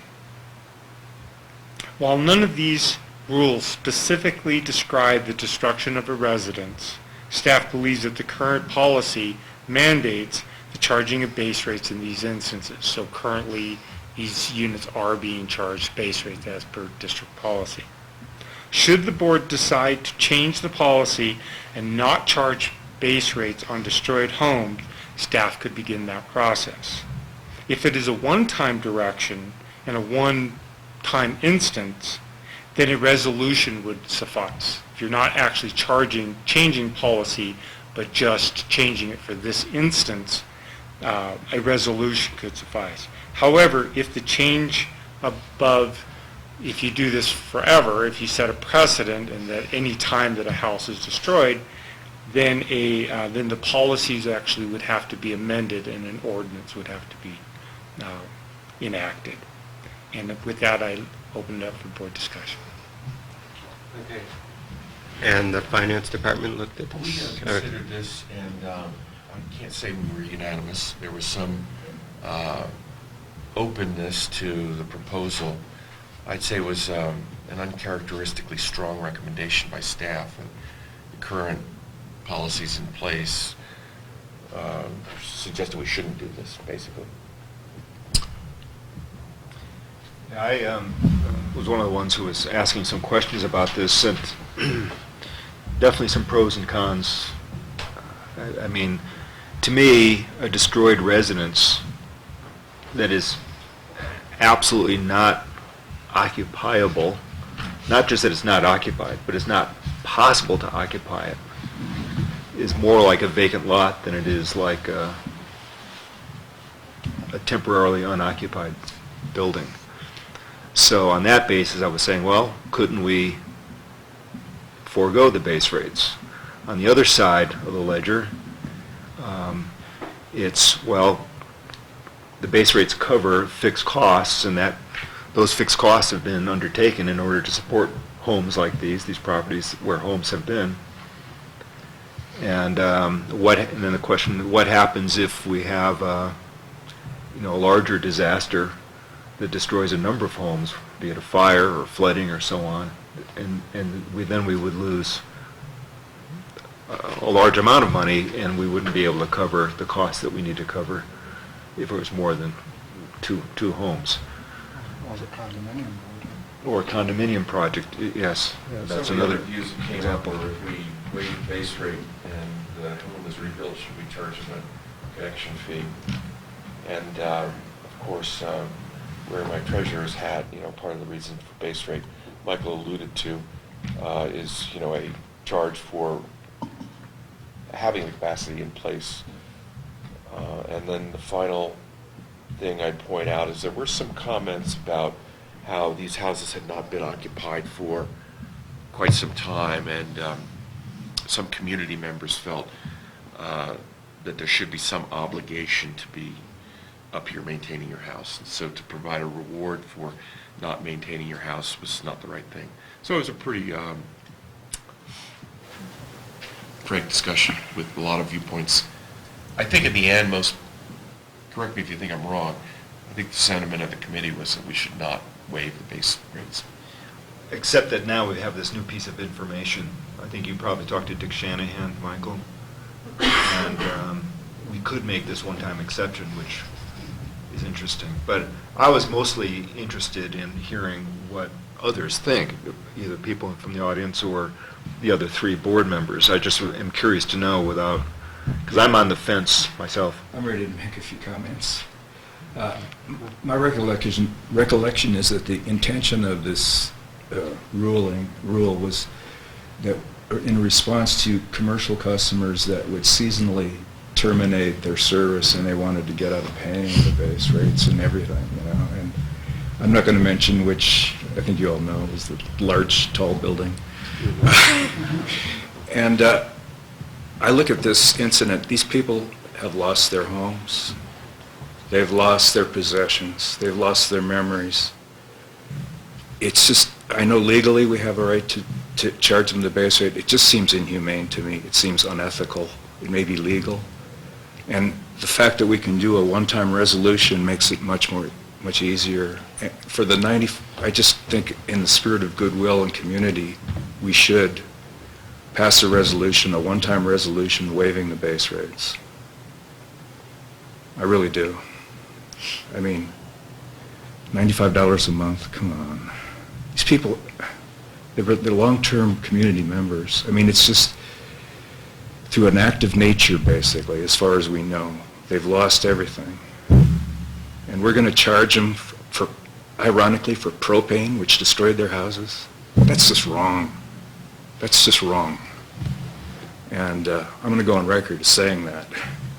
I don't know what the rest of you guys agree with me or not, but I feel adamantly that we should pass a one-time resolution and waive these rates.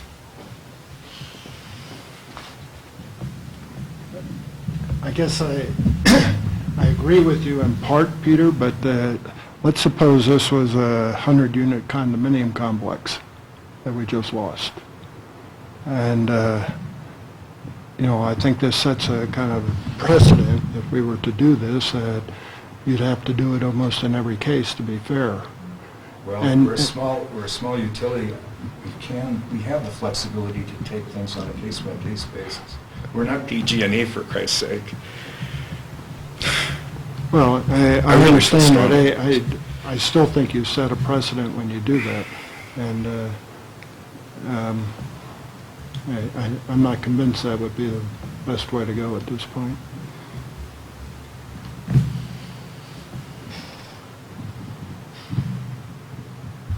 Well, I'm prepared to make a motion that we pass a one-time resolution, waiving the base rates on these two residences.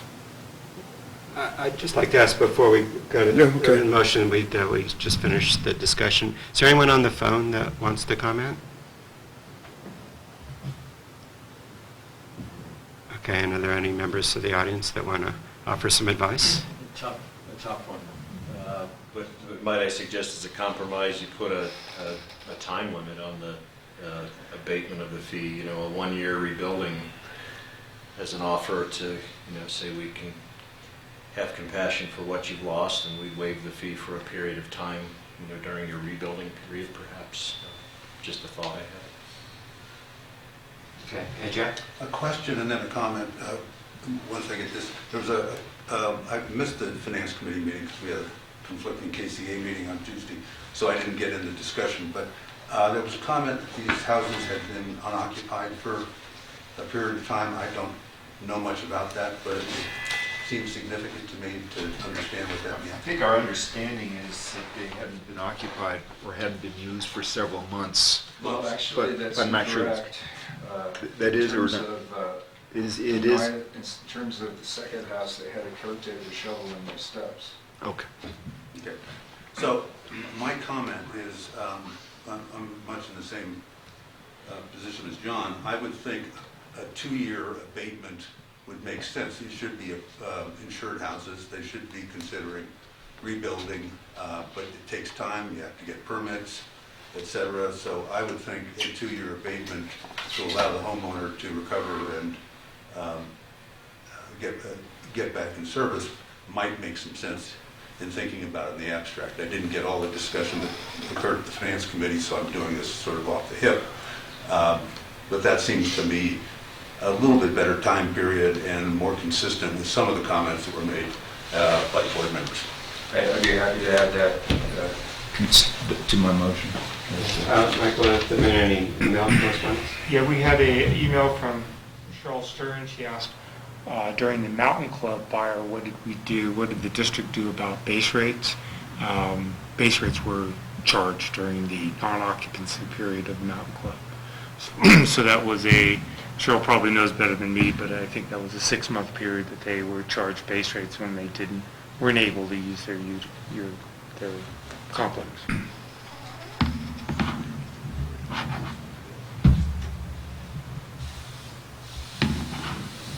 And in the letter we received, they implied that it would be at least 2 years and they might not rebuild.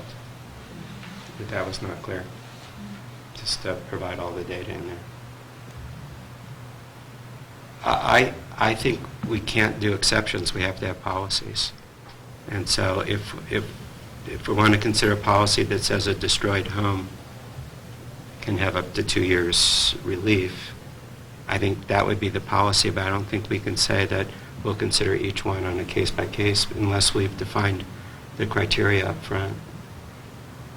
And so if we did want to move to something like that, I think we should figure out what the criteria is. And I do agree with Jeff that I want to do the case that the reason, let's say I can't quite figure out how this happens, but let's say the ski lifts were, damaged and couldn't be operated. Why is that different than losing a house? So I do think it has to be a policy, and it can't just be. I feel really badly that we lost 2 homes. I'm sick looking at the fire, but I would caution against exceptions in exchange for policies. And if we wanted to define one that was clear in this case that we were going to follow indefinitely, then I think we should take some time period to, between now and the next meeting, decide what that policy would be. So that's my thoughts on the issue. Along those lines, along the lines of suggested, could I suggest that in this case, we offer or we provide a 6-month relief on base rates while the district determines whether or not to make a policy change. And if we make a policy change, then that would become the matter. That would become what we do. If we don't make a policy change, the base rates would be reinstituted. You would defer payment for 6 months? I'd cancel payment for 6 months. And then, I just want to understand your proposal, and then 6 months later you would charge them for the 6 months? Or no, I wouldn't back charge them. No, I would just say that this gives some relief and gives us time to consider whether or not we want to change a policy, because there are pros and cons to that. And I think that it's worth more discussion and consideration. I don't know what we'd come up with. We may not change anything. But, then at least we're saying we're giving this 6 months because that'll give us time to think this through. I would offer an alternative perspective, which is, I listened to staff's recommendation twice, and they're pretty crystal clear in terms of what they think makes sense. And I, for one, am in a different position from Pete, prepared to support staff's recommendation.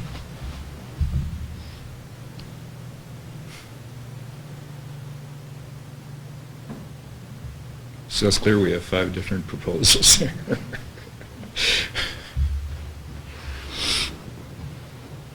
Larry, do you want to make your motion? You want to make Well, a... yeah, I would, sure. I would go along with, I would be willing to second It may what you not, it may not suggested. pass, but let's put it out there anyway, Yeah. just to see. So I'd like to move that we forego the base rate for these two residences for a period of 6 months, and during that period of time, that the district determine whether or not a policy change is appropriate. And if the policy does change, then that's what would be applied to the situation. If the policy doesn't change, then the base rates would begin to be applied again after, in the 7th month. I'll second that. What if, I'll just ask for whether you would consider, instead of it being, if you say up to 6 months, we could, That would be fine. we could decide next month that we would just want to keep it. Okay, I would accept that amendment. I don't know if that changes my position, but I just wanted to ask So the you're question. proposing to be month to month, up to 6 months. Yes. Yeah, Yes, right. because it's basically, I'm just trying to find time for us to decide whether or not we do want to change the policy, whether that would have unintended consequences that would really put us in a bad financial situation, or whether it can be articulated in a way that we could avoid that. I just, I haven't had time to think it through, and there may be some creative way of doing that, of being both, on the one hand, as Peter said, humane, and on the other hand, protect our financial needs. I just don't know if there's a compromise or a balance there we can find, and it'd be nice to have some time to do that. And Mhm. One adjustment or so, it sounds like the board would like to look at different options. However, if you post any, if you give any forgiveness of base rates, you're creating an exception. It's an exception that a future owner or an existing owner, such as Mountain Club, could say, you waived it for a month, you waived it for 6 months, you waived it for 2 years, I should be applied that same logic. One possibility that the board might consider is just to defer, and defer for 1 month until we can look at and discuss whether there's an exception that would be, they're currently being charged base rates, defer for 1 month and see if there's a way of coming up with a solution to this where the board could agree. Just to be clear, you're saying defer action, not defer the base rate. Yeah, I propose that we leave everything Okay. policy in order. As President Epstein said, he doesn't want to see an exception before we create a Right. policy. Then we should look at deferring until we can create that policy so it's good for all 708 customers.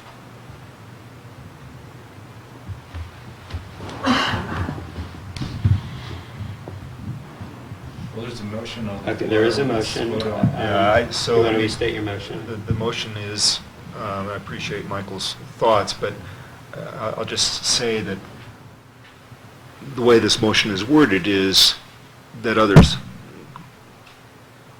I mean, it would be a different circumstance, because this is to give us a chance, whether it's 1 month, 3 months, or 6 months, to think this through. And once it's thought through, it's thought through, and then so if there's a future occurrence, it's already thought through. And we'll say, well, we thought this through and the policy didn't change, or we thought it through and the policy did change. And it So- gives us time to have Shanahan make a suggestion Yeah, in terms of... yeah. And I like rewording the policy. and I like the up to 6 months, because maybe we make a determination in 1 month or 2 months. So I don't regard this so much as an exception as just giving us breathing room, and also just being, being a little bit compassionate in this situation until we can think it through. I could support the deferral. I'm just not in favor of a waiver based on what I've heard. Okay. Well, let's go ahead. So my motion is to not charge base rates for up to 6 months while the district formulates an approach to this kind of circumstance, which may or may not change the policy. And I second. Okay. Is there any further discussion? Okay, since I don't know how this vote's going to end up, why don't we go down the line? Pete, do you want to call? As secretary, do you want to call the names? Sure, Rickard? Aye. Smith? No. Epstein? No. Thornburg, aye. And O'Grady? No. Okay, motion fails. It's a rare occurrence. It's It nice is to- a rare occurrence. I think we should look at whether we should change the policy, and at the next meeting, I'd like to calendar this to see whether there is a policy that would work, and we can let the homeowners know that we understand the situation. We could not reach a conclusion at this meeting, but we'll look at it So through in the the next meantime, meeting. when do they have to start paying penalties on the base rate if they don't pay? That's 90 days? To savings. I would defer to Kelly when. The Noyes are paying, if they don't pay, they get penalties. So they're currently paying, saying, The but Noyes they're are, pro- yes. Are you implying the others are not? I don't know off the top of my head, but I know the Noyes are set up on automatic bank withdrawal, so they're. Okay, and I guess we look for specific policy ideas that could be carried forward. Will you be getting back to them, those owners, and let them know then?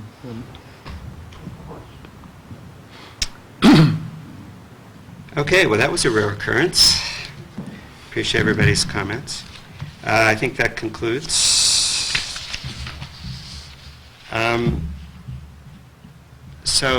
Michael, should we put another item prior to 10 o'clock, or can we I move think that we up? should go straight to 10 o'clock because Mr. Rick Hobson is here. Yeah, okay, is that okay if we start? Do you mind us being 10 minutes ahead of schedule? Not at all. Okay, in that case, we welcome you, and the floor is yours. And we'd recommend that you sit next to Michael so we have a microphone. And Do you have a presentation going up? Okay, Look right here. that's it. November 11, 2017. And we really appreciate your taking the time to come and brief us. Oh, you're very welcome. I appreciate the invite. My name is Rick Hobson. I'm the district ranger on the Amador Ranger District, which is the southern half of the El Dorado National Forest. And Michael asked me to come give a presentation on a project we have. It's actually a joint project between two ranger districts, mine and the Placerville Ranger District. It's actually mostly on the Placerville, called the Caples Ecological Restoration Project. And I have some, I'll give these to Michael. These are, this is a one-page briefing and a map of the project area. So I've made 6 copies. And I also brought more information if you guys have questions. So, so I would like to ask, really, if you guys have any questions, just to stop me. If the audience has any questions, just ask them, because I'm not 100% sure. I've given this presentation before, but you might want to go a little different direction. I'd be happy to kind of fine-tune it, and if I don't know the answer, I'll get back with you all. The only thing So- I'd ask is we sent a series of 10 questions, if you could just cover those. Okay. You know, As it's appropriate. do you have those, Michael? I don't.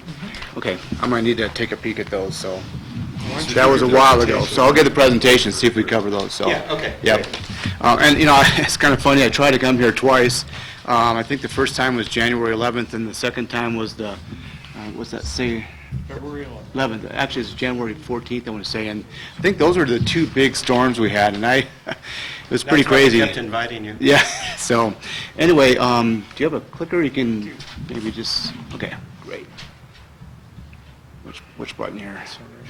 Right, all right, there we go. So, first of all, I'm going to emphasize the partnership on this project between the Forest Service and El Dorado Irrigation District. And I thought that might be of interest to KMPUD. And of course, we had a very good partnership with the Alp Valley Project. I worked really close with Michael on that project and Michelle Gamble, some of my staff. And I think this is just another example of the type of thing that we can do between the Forest Service, federal government, and other entities. So, but there were really 2 primary objectives: reintroducing prescribed fire into the Caples watershed, and I'll show you some maps of the area. And that was really our objective, and then we had some kind of side objectives of aspen and meadow restoration we wanted to include, since we had some opportunities in there. And then El Dorado Irrigation District is really interested in protecting the water supply, and that's really the kind of gist of the partnership. This is just kind of a broad overview of the watershed, the entire watershed, down of Caples Creek down to where it hits the Silver Fork of the American River, coming out of Silver Lake. The project does not quite cover this entire area, but I think most people here are familiar with, where Caples Creek is and all that. So these next couple of slides are really a summary of the analysis that the EID staff came up with as they presented their board, making the argument to both work with the Forest Service and apply for a Sierra Nevada Conservancy grant, of which they were successful. So it's like I say, we just captured the highlights, but one of the first thing they note is that EID does not privately own the watersheds that the water comes from, which is very common in the West. The Forest Service is probably one of the larger, if not the largest, kind of water purveyor in the West because we manage the headwaters. So, and like it says, it's majority of the Upper South Fork American River is managed by the Forest Service. In the Forest Service, we recognize, and I think the public is generally aware of this, but if not, it's just worth talking about a little bit, that the Forest Service with Smokey Bear and our firefighters have gotten really good at putting out fires. And probably for the past 20 or 30 years, we've recognized that we need to work on putting fire back into the landscape. And we have a pretty major backlog, which I think is not the only, but part of the reason why we're seeing these large landscape fires like the Rim and the Butte fire. So they recognize that, and that means that we have more trees and what we call fuel, dead vegetation material, in these watersheds that we're trying to address. And that increases the risk of or the potential of a catastrophic wildfire. And again, as we know, and I think it mentioned it in a future slide, these fires are ginormous. They're way bigger than what we would naturally expect to see out there. And there's a lot of impacts of that. And of course, again, EID is interested in the potential impacts of the water supply. So a couple slides showing what we're seeing out there. This is generally lower down in the Caples Creek watershed. It's a little bit less on the district that I manage, more on the Placerville, but there are some very heavy fuel loads and of course a strong concern that we get a fire start in there, human or natural, like lightning. We'd have a difficult time controlling that. If we don't get in that first operational period, 24 hours, maybe 2 operational periods, and you get the weather conditions we've been seeing, very dry, some wind on it, we would be really concerned about a large catastrophic wildfire in this area. There we go. So again, like I mentioned, some of the big fires that we've been seeing, and this is really scary stuff in my business and really everybody that lives in the West. So we want to work on that. So. Like I said, there's a couple of side projects in there. To be quite honest, I was involved in some of these, especially this one. My background's in hydrology, and we wanted to think about the watershed in a holistic pattern. The fuel reduction is probably the primary interest with EID, but we have some meadow restoration. It's a pretty minor project, but also some aspen restoration as well, too. One of the impacts ecologically of the fire suppression is that aspen is getting encroached upon by conifers. It's a kind of natural succession, but historically the fires would come through, kind of kill out the conifers, the aspen resprouts. They're a clonal species, and we've kind of stopped that process. So we want to reinvigorate the aspen. I think, particularly in Alpine County, aspen is a vested interest. So we do that kind of wherever we get an opportunity to do that sort of project. So. I don't want to get too much in the weeds unless you have questions on some of the complexities of this, but we did have to break this up into 2 different decisions and NEPA, National Environmental Policy Act decisions, and that was really because of the presence of the Sierra Nevada yellow-legged frog as a listed species. And we had to consult on this project with the Fish and Wildlife Service, and that takes time. And we wanted to move ahead on preparation for implementation. I'll get into that in a little bit. So there's really 2 areas. There's the upper and the lower. So that the blue line shows and go kind of toggle back and forth. The blue line shows the watershed boundary. Of course, Caples Lake right there, and the white in the middle is where we're at right now, Kirkwood Valley. And that lower elevation is a prescribed understory burn throughout the entire area. There's probably places they won't hit, but they want to, and I'll show a slide later on showing the implementation schedule, but they want to hit pretty much that whole area with an underburn. This meadows will miss and things like that. But this upper area is what we call the Eastern Vegetation Island burn unit, and we may be putting fire in there manually in some cases, but really what we're hoping for is some lightning ignitions. For those who know the watershed, we have there's a lot of granite up there, and there's these little pockets of trees that are really dense. There's a lot of dead trees in there. They're really thick. So it's a little bit, I think, in my opinion, a little bit of an experiment to see, how will it handle fire in these areas, and do we like the results of what we see in there. And then, again, if we get a natural ignition, this decision, which unfortunately we don't have across the El Dorado, allows us to, what we call, manage that fire for resource benefit, and that's something that we want to, in our new forest plan. That's another topic, but we're soon to enter into our forest plan revision. We recognize we need to, where we can, allow natural ignitions to burn and not basically put every fire out. So there were two decisions. It doesn't really affect, I don't think, much for the folks here, but for me that meant two signatures and two different projects. Okay, so go a little bit into the project activities. Just some photos here of what we're talking about, prescribed burning. For those, probably not many people here are coming from the Jackson area, or I don't know if you've even seen much of this, but the Forest Service has, I think, pretty strong skills in prescribed fire management, where we do a lot of prep work, we write burn plans, we do a lot of measurements of moisture conditions, weather conditions, forecasting, and basically put fire on the ground under our terms versus the wildfire time period, which might be much harder to control. If you by chance came from the Jackson Pioneer area and the way over here, you'll see one just this side of Ham Station. We just burnt it, 2 days of burning last week, a spring burn, and so that's a big part of the project. It's kind of a before and after. Is that what you call an understory? Correct. Yep. Exactly. So one of the things you'll sign on 88 saying don't report this fire. Yeah, exactly. And people do, which is fine, but we don't want people kind of just getting really worried and stressed out over something that we're paying attention to. But what we tend to see here and what we aim for, and you kind of see it in this photograph here, is you tend to get a mosaic, and that's kind of what we want to see. Sometimes it might burn a bunch of trees in a clump, and that's actually a good thing too. We don't want to see, 50 acres necessarily of just all dead trees. But I'm very happy with the clump of trees burnt up, because that's kind of the natural process how fire works. You get regeneration. Some species only regenerate in places where there's kind of an opening and sunlight come in, and it also opens up the soil. So, I probably couldn't do it justice, but there's a lot of, I think, really cool ecological benefits from prescribed fire that we're really interested in. So that would be, I think, a benefit of the project, as well as just reducing the fuel loading. And that's the one that EID is really interested in, and us too. So when we do get, or probably when we get a natural ignition, we would be able to have a much better chance of it not turning into a catastrophic wildfire, because we've removed the fuels through the prescribed burning.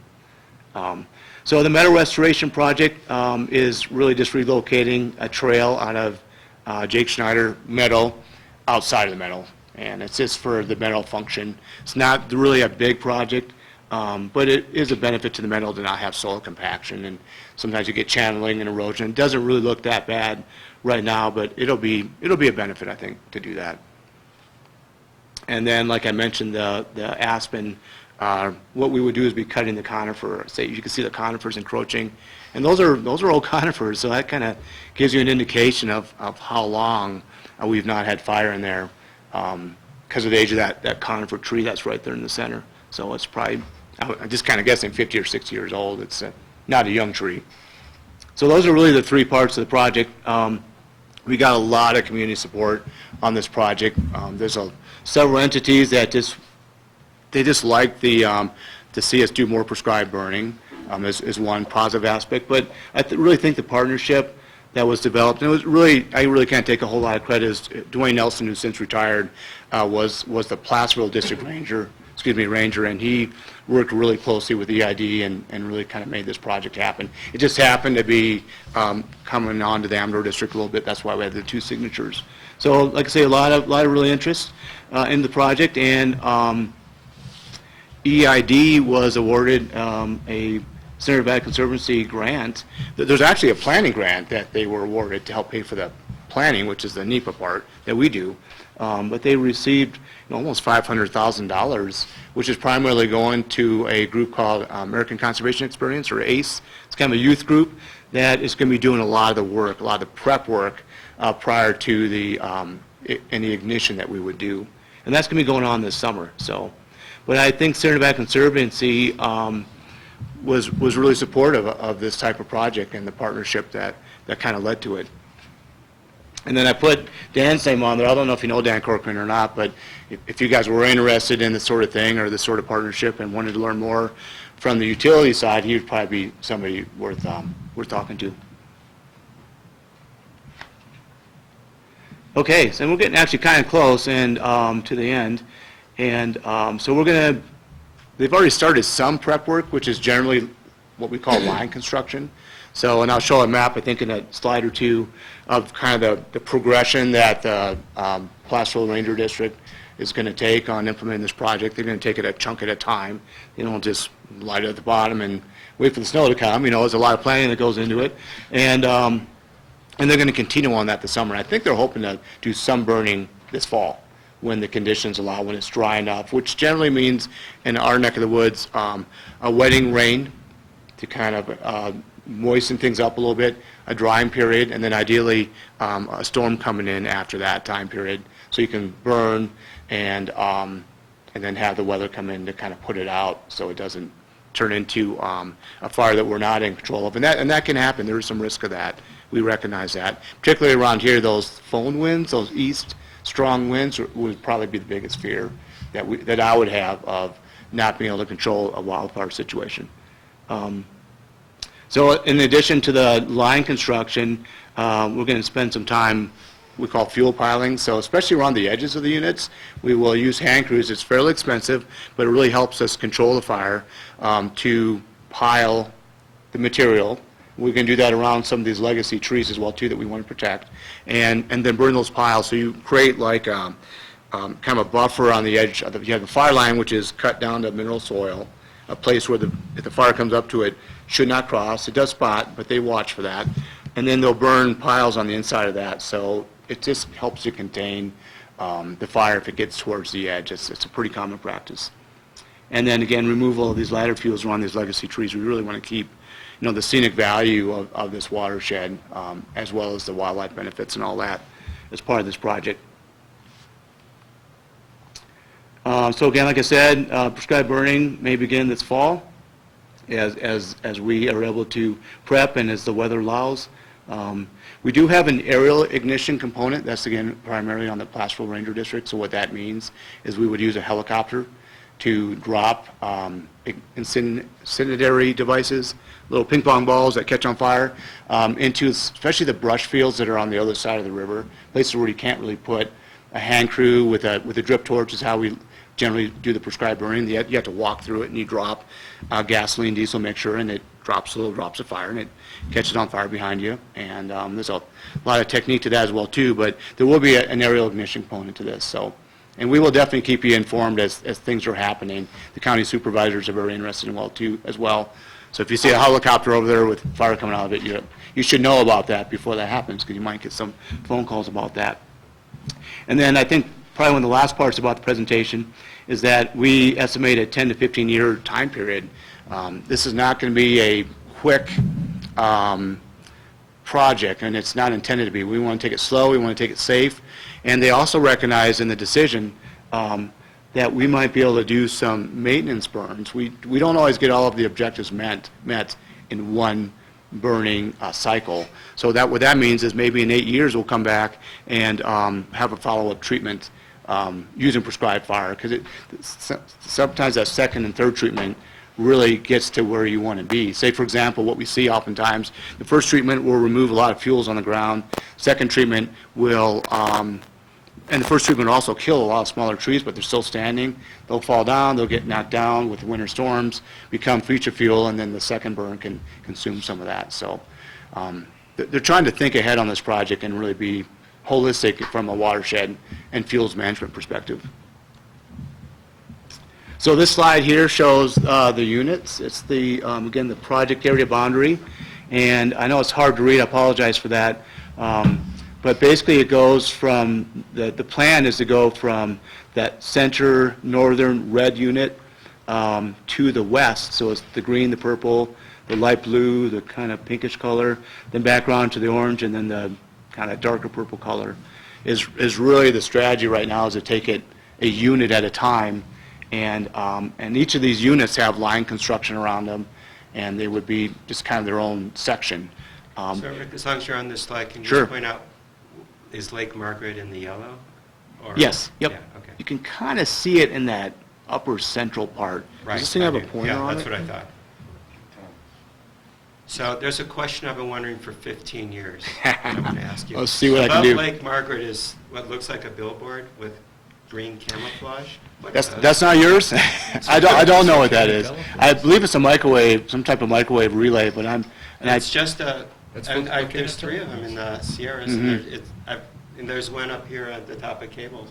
It's literally looks like a billboard. Yep, and it's not very attractive either, is it? So, But it's at least camouflaged somewhere. Yeah. Now that I know where they are, I always say. yep. I don't Those aren't know. yours? I don't know. No, That's no. Volcano telephones. Yeah. Is that what it is? Okay. That's my understanding, yeah. Why would, huh? They use it for a relay. But there's no equipment, it's just. No, I know. They It's just, just a bounce of signal, I think. yeah. I think it does bounce the Okay. signal, is my understanding, yeah. That's- That's what I. Thank you very much. I'm sorry to interrupt you, but. No, I figured appreciate you it. were someone I might know. appreciate it. And I gotta admit, I probably didn't, I remember the questions, and between the storms and the time, I forgot to really prep on those, but I think if we can just run through those, I'll answer them the best I can. But, Okay. this is really the end of the presentation, but on this one, there might be changes on this. I'm not gonna guarantee that they'll hit in exactly that order, but really the point I wanted to make is that they're gonna take it a piece at a time and work their way through. And then the last thing I was gonna say is, in the yellow, that's that kind of vegetation island. That'll probably be some little experimenting, kind of maybe doing a little prescribed burning, see if we like the results, as well as if we get any natural ignition. So that could be kind of ongoing over this time period. Do you have any plans for the yellow zone this summer? I don't think that's mine. No, it's- Okay. So feel free to cover it if you, So, sorry, what was the question? What are your plans for the yellow zone this summer? Anything in particular? Nothing in particular, nothing in particular. I don't think they're really going to be focusing on the yellow zone this summer. Because there's so much snow. But I'm gonna make a point to ask them. See, I'm a little bit at a disadvantage because the operational side is on a different ranger district, and I asked him what his plans were, he gave me that, and I'm just gonna follow up with a few questions on the vegetation islands. Dialogue between the Forest Service and the cabin owners at Lake Kirkwood? Because they're really the most directly affected. We scoped them in the sense that they had the information, but I don't remember hearing back from them. If you guys have heard anything, but I'll make a point to reach out to them. I've mostly been working with the county supervisors Okay. on that, so. Because they're really directly. Yeah, right they're on the border. closest, yep. And we generally get support, once people understand what the objectives are and the benefit to them, of protecting them from that future wildfire, but may jot a couple of these questions down here, so. And I guess the other question I have is, when you do these aerial ignitions, how do you contain that? Well, it's really not much different than when we do hand ignition, in the sense that we still use lines. We have fire lines that the burn would burn into. We will likely use, along the fire lines, burn that out, like I said, or do some pre-work where we pilot and burn it. So we will make an edge, so to speak. Oh, before you drop the aerial? Before we drop the aerial ignition. I've never seen it, but I've talked to a few who have been involved with it. It sounds fairly precise in the sense that the person in the helicopter, which is a burn ball, someone who can manage a prescribed burn, Right. in addition to the pilot, has a lot of control over the rate that these devices are dropped to start the fires. Okay. And so they can drop more, they can drop less. And so basically it's the same thing. Instead of having a person walk through, and they do it like in strips, so it'll burn an area right on the edge and then kind of go out. But then the next strip going back through burns into that area. So it runs out of fuel, then you have another strip. So you do the same thing with helicopter as well as hand. Okay. But you were bringing up some this is where I really like making these sort of presentations, because you you raise some issues and questions, that's, okay, no, we haven't thought about that, we'll look into that. It really helps me out do my job. So I'll check out with our cabin owners. Okay. They're under permit with the Amador side, Sure. so I'll check with their president, make sure they're aware, and if they're not, we'll get them up to speed. Okay. How do you make a decision to, I guess, realign Jake Schneider Meadows? There are no roads on this map that go in there. Well, it's a hiking trail. Okay. So the decision was, really, the point was to get it out of the meadow, then along the meadow's edge. So this decision, this decision that was signed by both the rangers, myself and Dwayne, basically permits, we did the reviews to make sure that there's no arc sites we're going through, botanical concerns, we protect the environment, and then it allows us to put it on the outside of the meadow. And I think there's a, maybe not in this one, but there's actually, we have an inset of a map that shows exactly where that's at. And if you're interested, I can show it to you. But I believe it's on the north side of the meadow, that it just goes right along the edge. So I had a question on the funding. So the Conservancy covers the work by doing the prep, and I assume all the rest is paid for by the Forest Service? Correct, yeah. So basically what it is Is that budgeted, is that funds that are already secured? Yes, yep. In the sense that we have funding for our fire crews. So the SNC grant that EID is managing, they basically are hiring the crews, and we're going to use them. They're going to be underneath our fire staff, and they'll do the prep work. But SNC has the money, and then we would use our funds to do the actual burning and to pay for the helicopter. And I think some of this money would pay for the helicopter as well, too. That's quite expensive, helicopter time, as you guys all know. So just to reiterate, your primary focus this year is going to be on the lower portion of this map? The lower primary, section? no, it'd be on actually the upper portion. Oh, That okay. red You're unit going to start up? is where they want to start. Yep. Okay, so, And I'm gonna confirm that, and that's what I was told by Travis Thane, who's the fire division chief on Placerville. But I'm gonna, it's getting closer to implementation, so I'm gonna confirm that they haven't changed on that. But what he had told me is they want to plan with that first upper unit, and if they get the opportunity to get it prepped in time, all the piles made, the line construction in place, they would like to burn that this fall. That's what they'd be shooting for. and you access that from, where do you access that from? I've been up there once. There's some roads on the Placerville side. You guys know where I can probably pronounce this wrong, but Fitz Ranch Bridge area. It's right where Caples and the Silver Fork come together. Some beautiful hiking trails in there, by the way. And there's some access roads on the backside. There is some actually Iron some. Mountain Road, and you take that, instead of Yes. going down, you take that You first take, one up, is past the it ranches? Silver Fork Road, I think, off Silver Fork. MET? So Yep. it's down, that's where you're going to Yep, access. exactly. And then there's some, I've only been there once because it's getting on the other side of the district boundary, but I was there last year, and there's some access roads to the backside. Okay. And I didn't mention, but there is some dozer line construction, meaning it's a wider line, Sure. mechanical along some of those upper units. Because that's really where we're concerned about it going over the top end. But there's some ranches up there, still functioning ranches, aren't there, in that And area? I'm not certain about that. There very well might Off of be. Silver Fork? Very well, I'm not 100% sure. Where they- yeah. That's one that, it's great being a district ranger because you get to know this piece of land really well, but you ask me a question right outside the line and I'm pretty ignorant, so. But if that's of interest to you, I could ask Sure. the Placerville side, yeah. Okay. So, yeah, I'll get back with you on that, probably through Michael. So, I mean, the road that'll take you directly to Kybers, basically. Yes, exactly, that's the road, Okay. yep. And then it's a road off of that road that would get you Right. to this upper part of the watershed. A dirt road, native surface road. Sure. So several questions related to State Route 88, but it looks like you won't be anywhere near it for this, Not at least really. this next season. The smoke would be the concern. Mhm. And some of the questions I've received, as I recall some of your questions, talking to Michael and the county supervisors, is what are we doing to consider recreational activities, events, weddings, that sort of thing. And really my best answer for that is communication. We may have a closure of this possibility of the Lake Margaret Trail at times. If we just had a fire that was going to be right next to it. I don't anticipate that to be very long, and we might not even need to do that.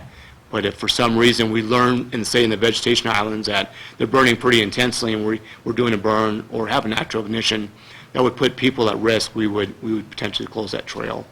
But generally, smoke, and it's probably risky to predict, but our general wind pattern, when we would be lighting, would be up and to the northeast and down, and that's not to the benefit of those in the Lake Tahoe Basin. They tend to get our smoke from really my whole ranger district in Placerville. And we communicate with them as well, too. We let them know.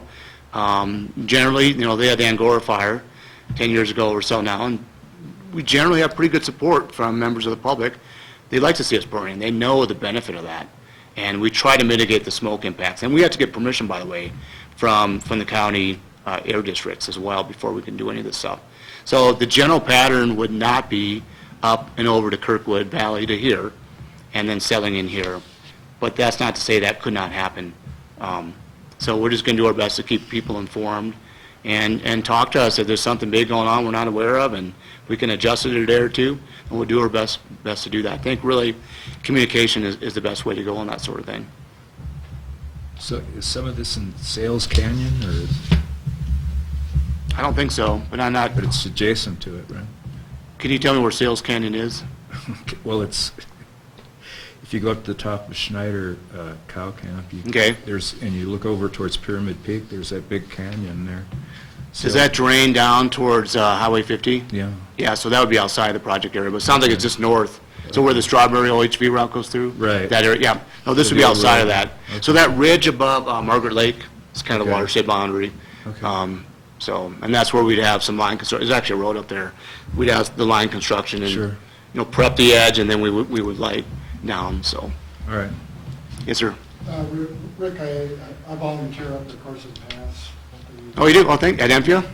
And I was just going to say, it'd be helpful if we had some maybe bigger information for people rather than, because the PCTers and just visitors are always going to be concerned about the smoke and reporting fires, and the PCTers will be going through it, so. Are there any other places like that you can think it would be good for us to post a sign and contact information? Emphia's, Carson Pass is great. Maybe there's some stuff here, we can do. We can get you some flyers and Yeah, we have the areas that we can post as well. okay, we will work on it. We've been doing a little bit better job, I think. I have a really good employee who's getting into public information officer type work for wildfires, but we've been using her for prescribed burns, and say for that little fire, the one I think you nodded your head, that along Highway 88, we parked her out there and fire information, and we're just trying to do a better job. We post at the grocery store, cook station, so we want to do more of that because it really makes our job a lot easier. So, great idea, thank you. So, Rick, I'm sure you're familiar with the trail that was built a few years back from Dangberg up to Sentinels. Mm-hmm. When I go up there, actually what I see reminds me a lot of that first slide you showed with all that down wood and so on. Is there anything that could be done about lightening the fuel load? Lightening, not lighting, lightening the Yeah. fuel load in that area? And you're talking about the trail up to Thunder Mountain? Is that right? Yeah. Yep. Up to the Sentinels, Yep. the ridge there. So. Well, my thought on that would be, well, we could always do a project like this, but we can't do these projects everywhere. We need to be fairly specific. We need to do environmental analysis. It's pretty costly and time consuming. But that is one option. If this is, say, we developed a partnership and that was of high value to the district for some reason or somewhere else, and we could do something like that. But the other way, and the way that I'm leaning more towards, is to allow a natural ignition to burn. Now, I don't know if that's the right place for that or not, because it's awful close to a lot of very important infrastructure, right? So those are the places we're less likely to want to do that.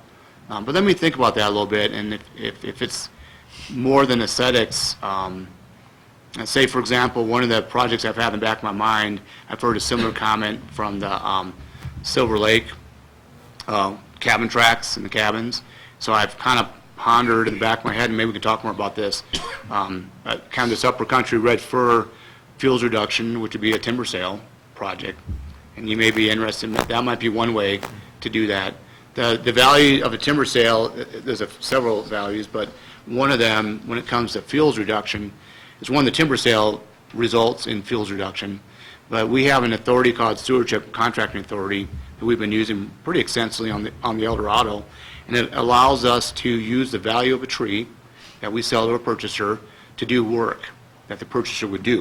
And it's generally things they can do, and one of the main ones is removing fuel, removing the stuff that they don't want. It's not a commercial tree. It's either 10 inches, 9 inches or smaller, or it's dead and down material. That's not, again, not the area I'm thinking we may want a timber sale. It's a very scenic spot. So let me think about that a little bit. I don't have anything off the top of my head, but those are just to give you an idea of the types of things that we do in the Forest Service to It's try a to reduce comment fuels. that I've heard a number of times, I mean, a concern from people around here, and I started hearing it particularly when that special assessment was starting to be charged a number of years ago. The SRA? The CAL FIRE? $117 Yep, a year, yeah. something like that, and people Yep. saying, well, what are we getting for it? What about clearing the fuel? And we know that that's not where that money is going, but it is a question, and when we walk up there, it definitely looks like a fire waiting to happen. No, just, again, I'm not a fire expert. I manage and supervise those people, but they're the experts, and I am generally less concerned about a wildfire here in this neck of the woods. Because It's high elevation, you have snow staying much later into the season, it's wetter. The burn cycle here is going to be, the natural burn interval here is going to be decades longer than the 5 to 12 years in the mixed conifer zone down lower. So you may not have even missed a burn cycle here, where down low we missed 10 or 8. That doesn't mean we can't do work, and we shouldn't be recognizing the value of the community here and the needs, and we should talk more. I would love to get out in the field and look at some of this stuff and kick the dirt, so to speak, and to me, that's one of the best ways to kind of generate some ideas, so we can maybe coordinate that with Michael or something. So, but thank you for the comment. Question? Yes? Kelly? Do you, as far as communication with the public, do you guys have like a Facebook page or a We do. website where we can look at maps like this and you can communicate? I'll double check if this is on our That kind of Facebook stuff. page. And I'll get to Michael that address, but you can probably find it if you look up Yeah. El Dorado on Facebook, El Dorado National Forest. But I'll make sure of that. So, yeah, that's a great way to, I'm just kind of old enough that I'm not a natural at Facebook. I have an account and all that. But I'm just amazed, we put some road damage pictures on Facebook on the Amador District. It's Panther Creek Road, if you know where that's at. And it was on the front page of the local newspaper the next week. It's like, wow, that was fast.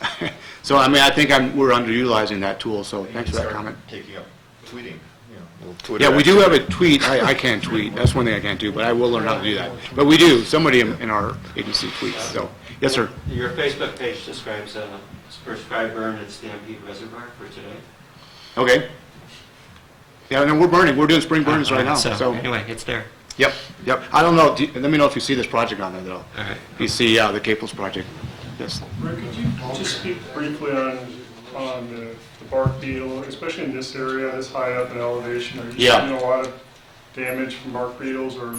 I'm not aware very much, and I know a little bit. I'm on the Amador County's tree mortality team. So I can just talk in generalities what I know.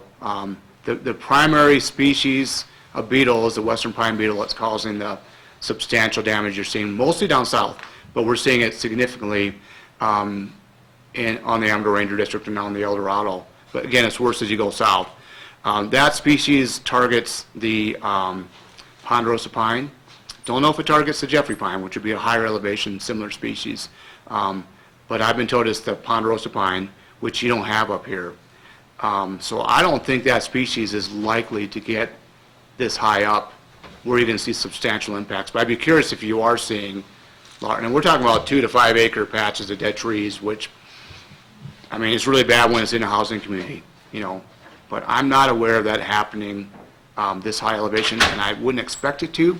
You never know, but I would not expect that species that's causing this damage to see a lot of impact up here. But are you seeing much clumps of dead trees or above what you normally would see?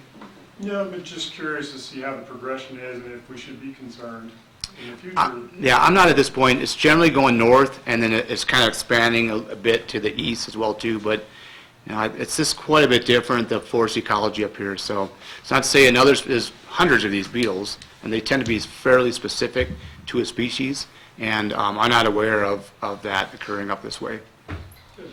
Yeah. So in answer to your question, it's not on your Facebook page, but there's a link to your main website Okay. that has it. Okay. We will get that on there. I think the implementation schedule and the contact, probably Travis, would be really helpful for people, so. Okay. And I'm going to leave some cards here, too, and you are more than welcome to call me anytime. It's got my direct number on it, and we'll get you any answers, but. That's great. I think we've covered everything, so unless there's other questions, thank you so much for coming. No, appreciate the invite. So here's some cards. So if it's okay, I'm going to sneak out, because we have some wilderness volunteers I'm supposed to Yes. present to today, so. We expected you to You'll be eagerly. in Alpine County on Yes. Tuesday? Yeah, I'm making the same presentation at the board. So if you loved it so much, you can come to the Alpine Board of Supervisors on I'm going to follow Tuesday. you around for a while.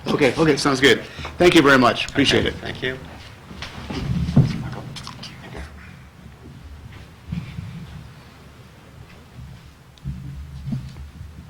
Okay, it is 10:30, so we're ready for the general manager replacement topic. But Pam, are you on the phone?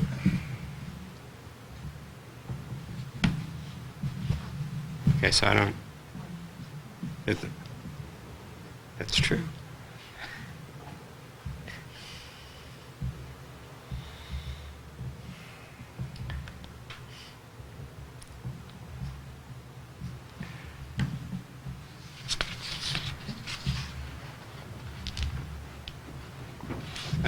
Given the amount we need to cover, I'm going to propose a 5-minute break. Yeah, that sounds good. Okay, and we'll start up again at 10:35, and if presumably you'll hear Pam, and I'll text her right now, let her know that we'll start 5 minutes. I'm not there in person, but It's a completely understandable reason. Okay, so all right, we're ready to reconvene. And, okay, Michael, would you please start us off? Sure. At the May 6th board meeting, I gave an update on the search for a new general manager. I reviewed the job description for the position, when and where the ads were placed, and how much the ads cost.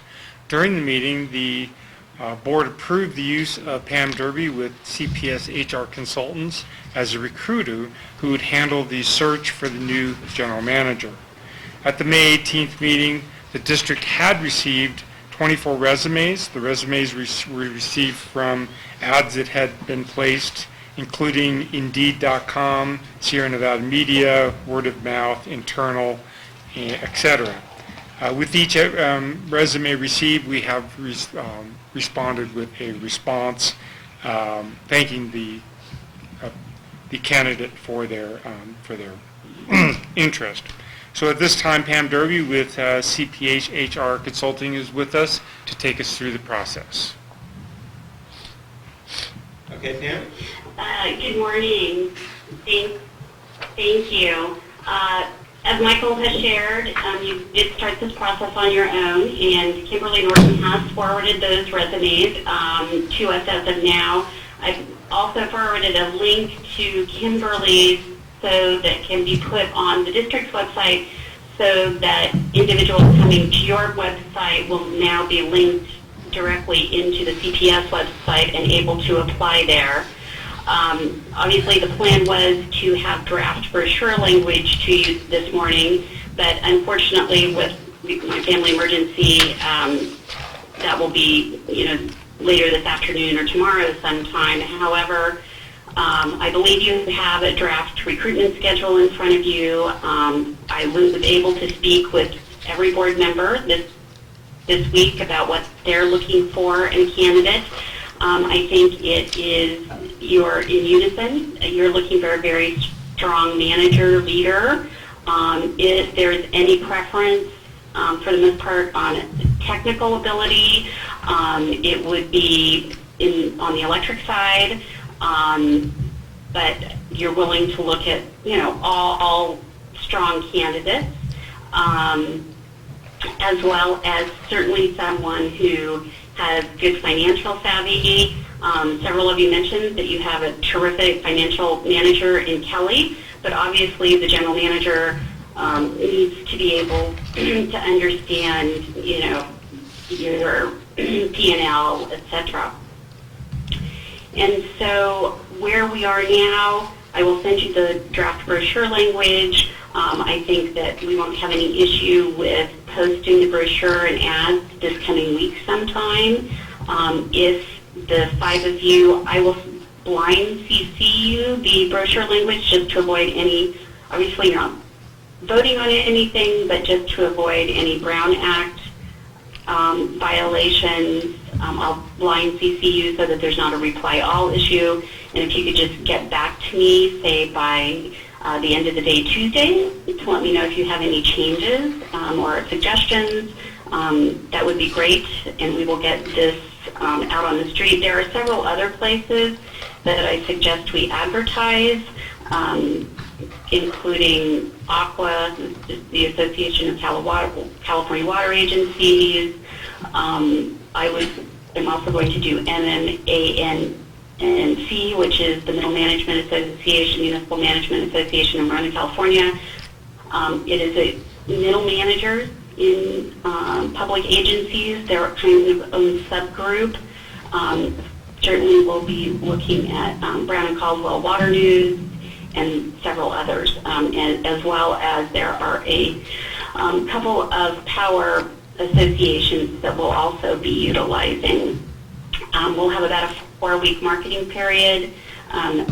This will go out in an initial outreach of a brochure and a personalized email to about, it's probably going to be between 2,000 and 2,500 candidates around the state. Certainly we will also do the Western United States, but we'll be focusing in Nevada, Arizona, the Pacific Northwest, in addition to California. Certainly, there's the remoteness of the area to consider, the cost of living. So those are all things that need to be taken into consideration when we're looking for and speaking with candidates. After that time, and I will be looking at resumes as we go through this process, and most likely start doing my screening interviews, which usually last about 45 minutes to an hour. My questions will be based on the things that you're looking for in this ideal candidate and to ascertain their management skills, their financial skills, their strategic planning skills, etc. And then this week, we have talked, I've had email conversation with Kimberly and with Bob. Rather than on the report where it says I'll deliver the report to the full board on semifinalists, I believe we've decided that we will do that. I will do that with the Personnel Committee, so that we won't have to look at any scheduling any special meetings for the full board. They'll just look at the report that I give them based on all the interviews I've done. I'll break the candidates into a group 1 and a group 2. Those candidates that I feel should move forward in the process. I also provide interview notes indicating, why I feel that should happen.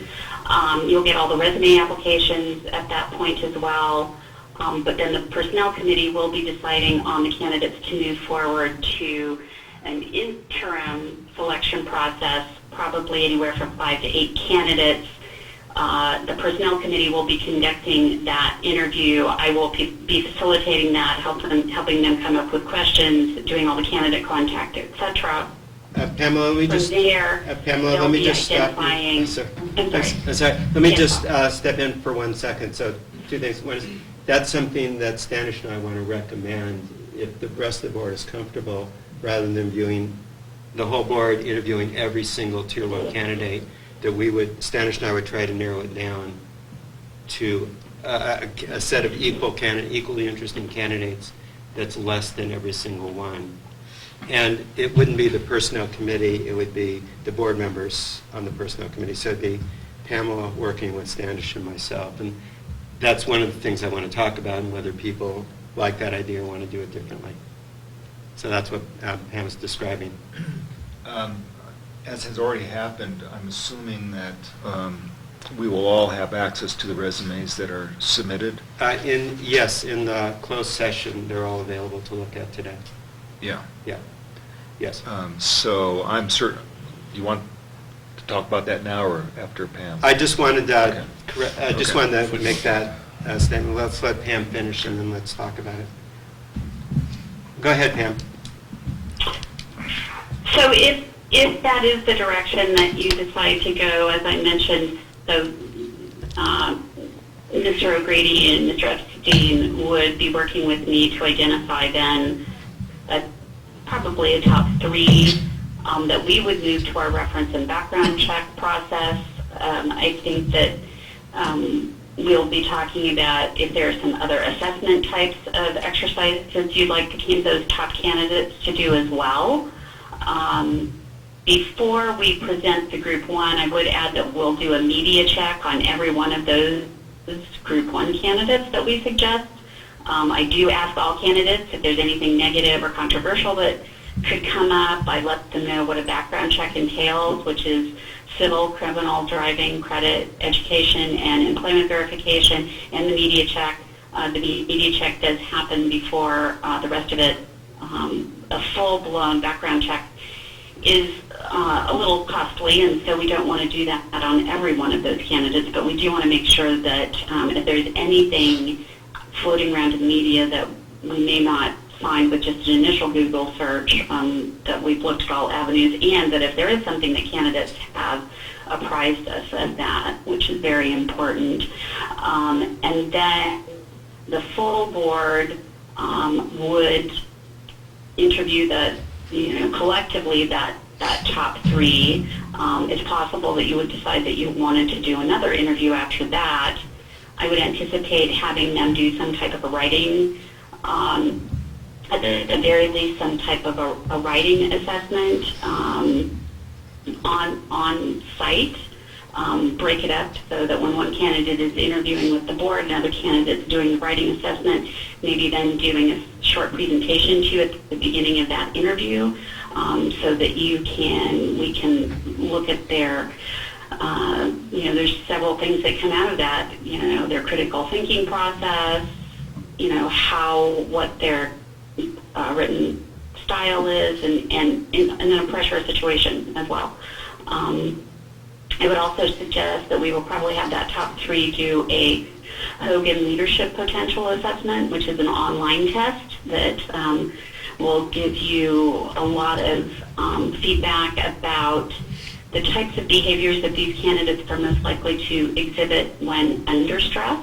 I don't believe that that's a reason to screen candidates out, but one of the things that I think it also indicates is I have found it very useful in determining whether you're seeing a true picture of a candidate through their interview process, or if what you have seen in the interview process differs greatly from what the profile brings out. So those are a couple of assessments that I would suggest we probably do. And then, as I mentioned, depending on whether the board decides that they want to see a candidate again, you'd be able to announce your appointment. We also will help with the contract negotiations. I would probably be working in concert with Mr. Shanahan, putting together an employment agreement, but we also take care of that as well. Okay, so let me pause now for Are questions. there any questions Yeah. about the process? And I mentioned this to Pam, and I think I mentioned it at the last board meeting as well, but looking at this sequence, I think it would be great if between steps 5 and 6, and by the way, I'm happy to have the personnel committee do that first screening, as long as the rest of us are able to let you know if we find a resume that's particularly interesting. Yeah, that's a good point. But between 5 and 6, I think it'd be great if those committee members who would be interested and be available at a specific time on a specific date could also interview the semifinalists as an advisory to us and provide us with any thoughts they might have. So one point of clarification, if I may, on your page 273, CPS HR Consulting as well as the board, this contemplates that the board would be interviewing the last 8 to 12 semifinalists, and the board would be interviewing the top finalists. In what Bob was mentioning, the personnel committee, which is actually only you and Stan It's not the full anyway, committee. would actually be doing step 6. And I think it could go either way, but I just want to make sure that, Oh, no, I'm sorry, I didn't mean, I thought this, I got the terminology mixed up. Before we interview the several finalists, I think it would be a good thing if we were able to get the perspective of some community members. I'm just suggesting that community members be those who have been involved with the district, namely those on our committees, the ones who would be available at a specific time on a specific day. could that be a semifinalist or a finalist? The finalists, the 3 or whatever it is.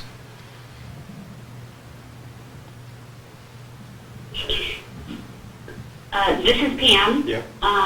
We have certainly, as we spoke about that, we have certainly employed that with many general manager, CAO recruitments, et cetera, and we've employed it at different phases. Sometimes we actually do have a community group or advisory group meet with the semifinalist and provide feedback. You know, in that instance, if you do go the route of having the personnel committee interview the semifinalists, that advisory group would provide feedback to the personnel committee on the candidates. And so we employ that quite often, and it's very easily accomplished. Oftentimes what happens is each board member will appoint one individual. You know, if you're in a supervisorial district, you know, they'll appoint one candidate from, you know, one individual from each of their districts, et cetera. We just did that in Sutter County for the county administrative officer recruitment, and we actually had 3 panels for that. And we had a citizen panel, we had a department head panel, and then we had an external subject matter expert panel. And that is another thing that we could employ, is also when the personnel committee did that day, we could employ 3 panels, and you could also have some external general managers from other agencies, which their perspective is always helpful as well, because they're actually doing the job day to day. So.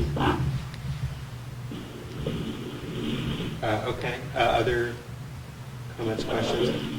Pam, one of the things I just wanted to add into the schedule is after we've decided who we want, they have to decide they want us.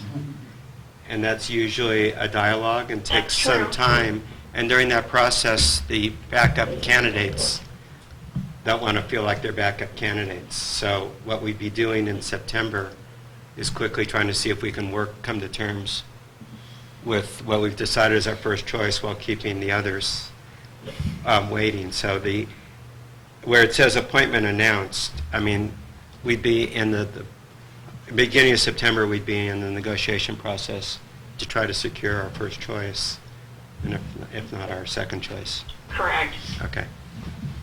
Well, and normally what happens is that, you know, we'll debrief after you did your finalist interviews, and usually the board at that point, even during that debrief, will decide who their number 1 candidate is, and, you know, indicate to me this, we're going to, and whether it would be you and I, Bob, possibly would be the way it would happen, or you would just delegate it to me that you have the authority to negotiate with this individual up to this salary. This is where we want to start.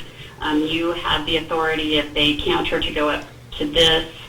These are the types of perks that we're willing to offer, et cetera. And so that I can call that top candidate immediately to make that job offer and get those details worked out, so that hopefully we don't have to keep the other candidates warm, as we say, for very long. Right.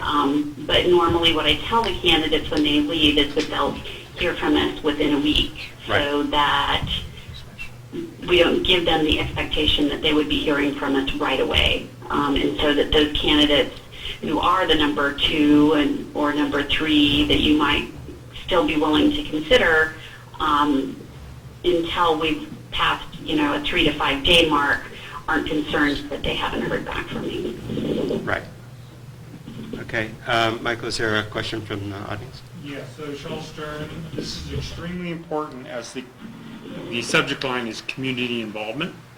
This is extremely important as the community relies heavily on Michael and needs to feel good about the replacement. Also important for Doug and Garrett.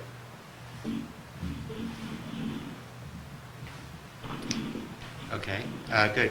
Any comments, questions from the audience? Okay, other questions for suggestions on the process or for Pam? Well, I support Eric's suggestion of offering the people who serve on various committees, the community members are not board members, to together have the option to interview I guess I would say the finalists. Is that what you were saying? That's what I was saying, the finalists, too. And how do you feel about the Pam's, one way of doing that is we can each appoint one person? I'm fine with that. I guess I would prefer just to make it available to anybody who serves on one of those committees who wants to, as a group, so they don't feel excluded. That's what I feel too. And I do think Cheryl has a good point. I don't I mean, have anything against Pam's suggestion. I'd go either way. two of our main customers or stakeholders, the resort and the developer, I mean, it would certainly be good to hear their perspective, and they are represented on the planning committee, so they would be invited if the committee members are the way we go.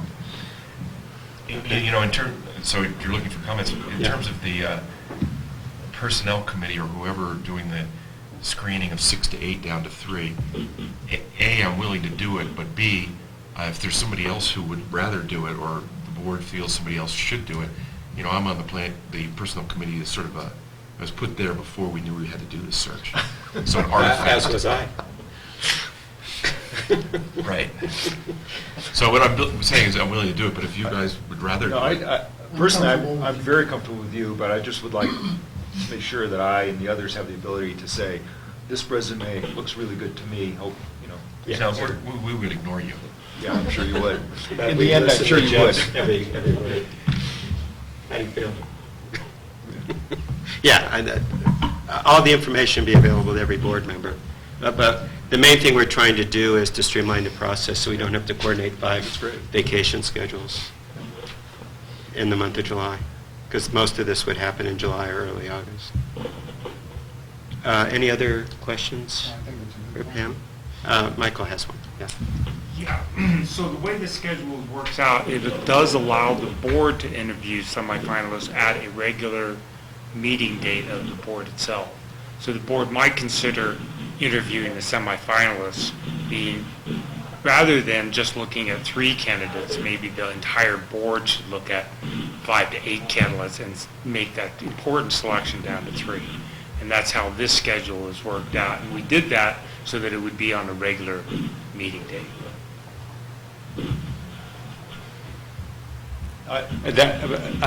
I would just say that is a possibility. It presupposes that all of our candidates happen to be available on exactly that date, and that we can schedule them so they don't interact. So we're talking about a 7 or 8 hour period. Yeah, I think the personnel committee and Pam together can, as long as we have input prior, to me, that's fine. Okay. So I'd like... And then the community would have input on the community members on the finalists as well. Okay. Any No, thoughts? that's fine. I agree. Okay. I feel that, right now, there's the opportunity to look at the 24. There'll be additional candidates that will come through Pam's marketing over the next 3 or 4 weeks. And that'll give us all a very good sense over, gee, are there 8 fabulous people that are all almost equals, or do a couple of them really stand out or not? And at that point, we might want to adjust the thinking. At the moment, I'm kind of inclined to assume we're going to find just the three best with input, but in a, in a process that doesn't require as much scheduling coordination. Because this way, we don't have to meet everybody on the same time, the same day. It can be spread out a little easier. Does that sound Sounds good. generally good?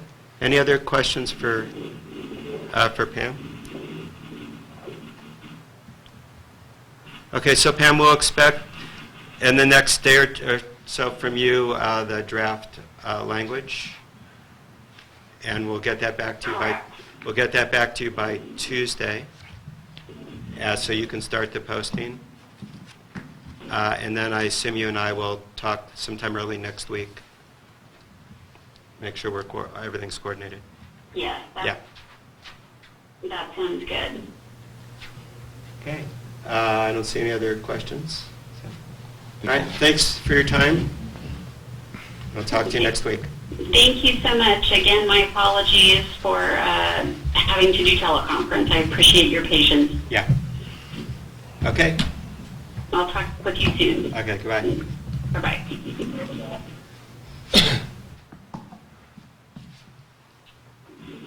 Better email my wife to cancel summer vacation. Kurt with PUD has left the conference.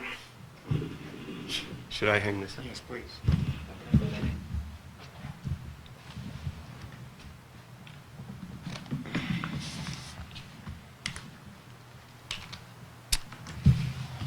I think, Rick, you anticipated my next move. Presentation slide gave it away. Did it? If Okay. you changed gears on me, I would have been like, No. I've got a couple You more here read I my could mind. present. I'd really like to discuss the fire service master plan next. Excellent. Welcome. Well, thank you. In the board's packet, starting on page 384, is the latest version of the Fire Service Master Plan. As you know, this has been a working document that we've been generating since last year.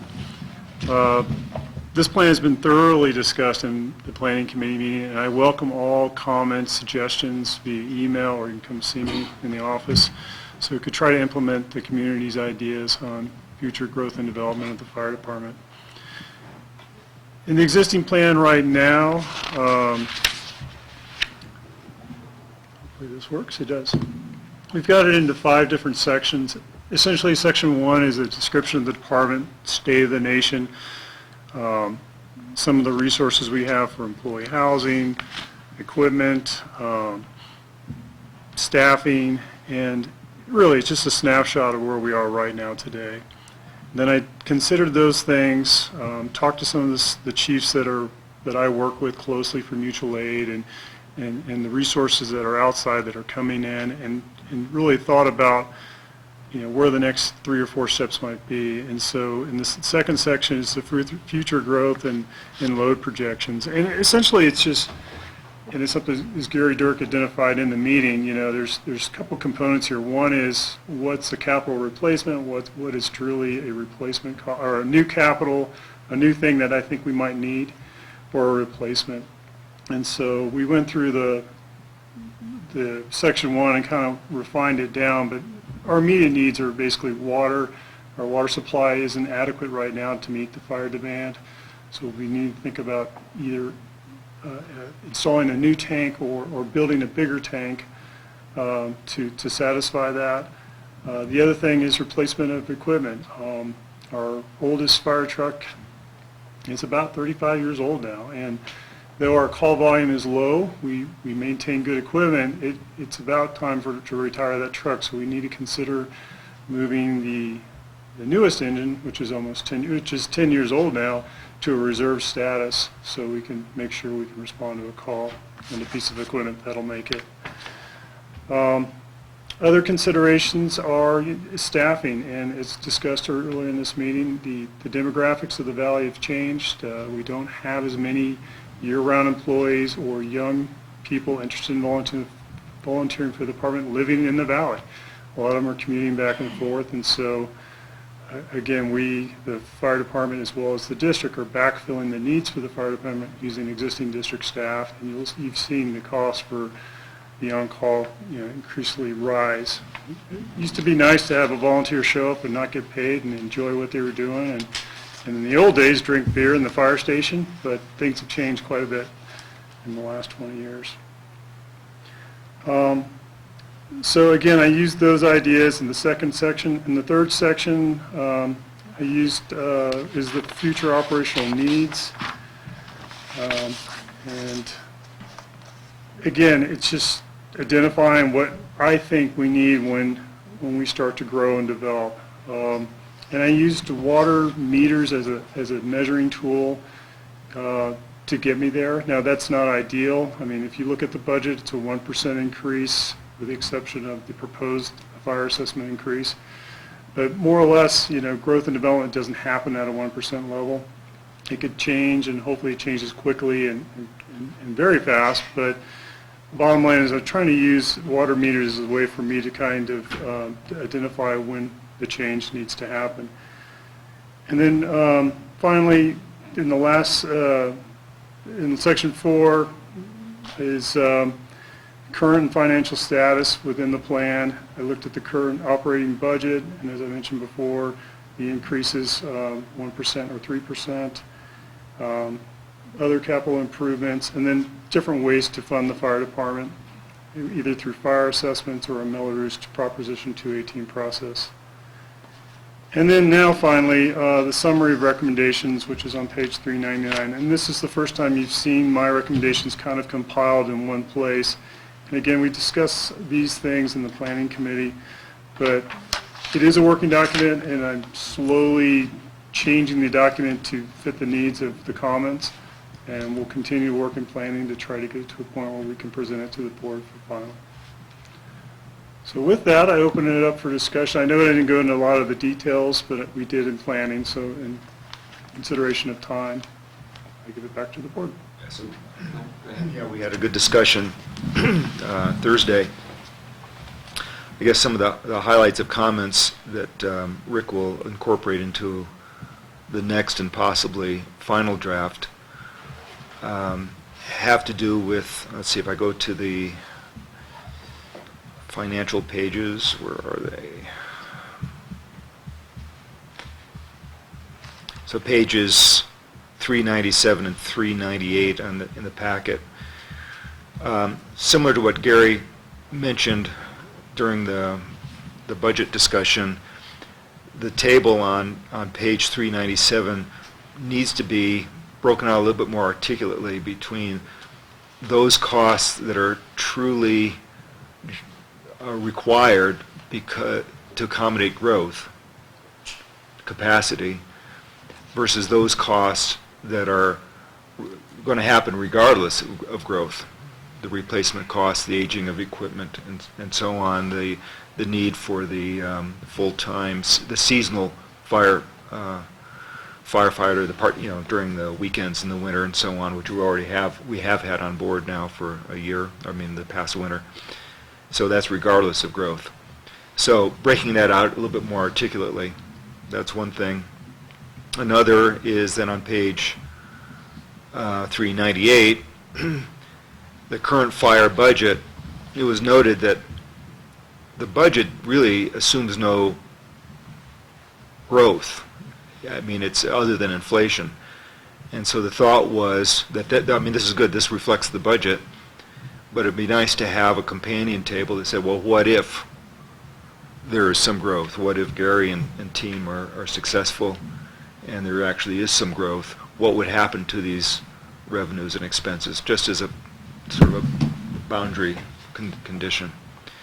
A third thing we talked about was the importance of volunteers, and right now there's nothing numeric in here around volunteers. How many we have typically and what we should strive for is sort of an annual goal. And then finally, my statement was that in addition to guiding capital investments and so on to service the fire department, I see this as the primary document that we can use to generate grant applications or to have discussions with county or other agencies for sources of external funding. Because if we are going to supplement our revenues with grant money, it's probably in the area of emergency services more than anything else where we'd have the most success.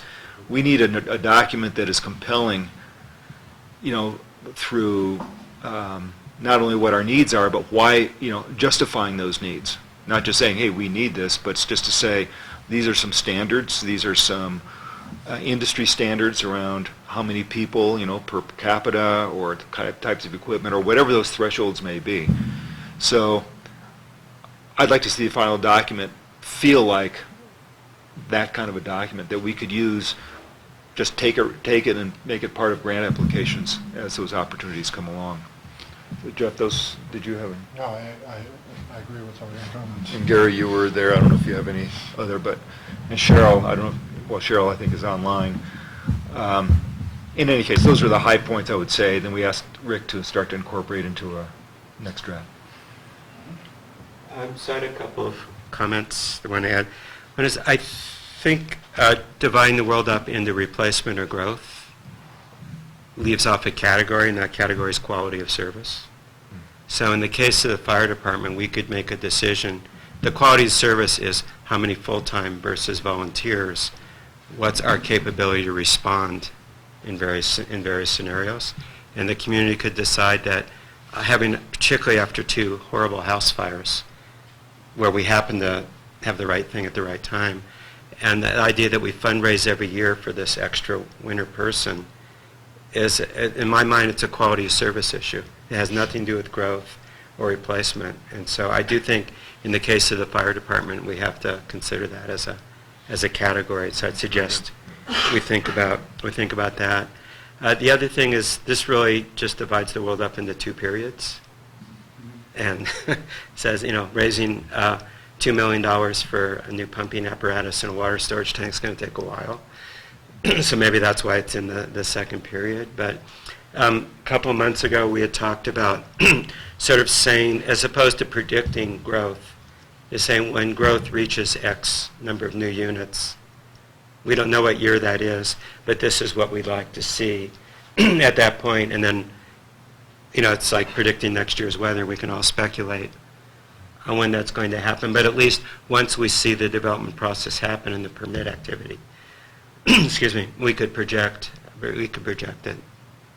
So you might pick some point of a certain number of units at which it causes a full increment of growth, since we can't do fractions of people or half a truck or anything. The other question I had for you is, at one time you talked about height limits on buildings and whether we have the ability to do a rescue. And are we at a position of sort of saying we don't want another 10-story tower, but our limit of rescue capability has a certain height in it, and that should be factored into development? So I wasn't sure if that was part of this. That's a good point, but it's not part of it now, but it could well be. Because, what's the tallest building we can really reliably do a rescue from right now?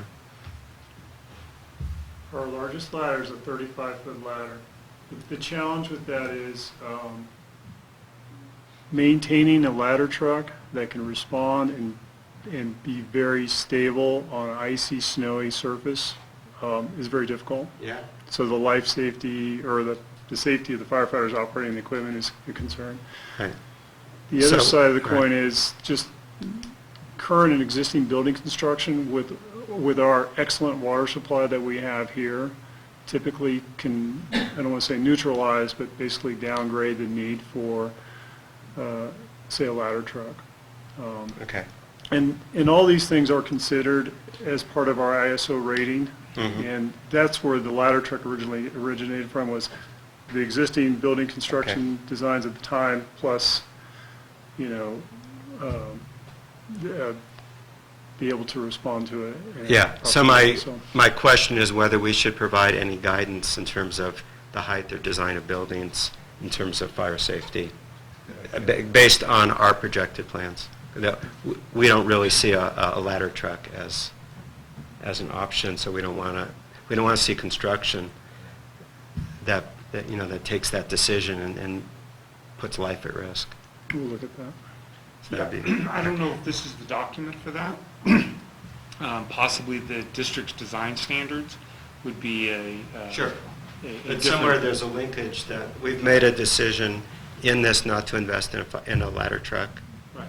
And that has implications that should be reflected. I'm very pleased with how the document's been developed and how it's going and how it's put together. So, and I agree with you that it's probably our best chance to get external funding. Are there other board comments on the document? Are there any audience comments?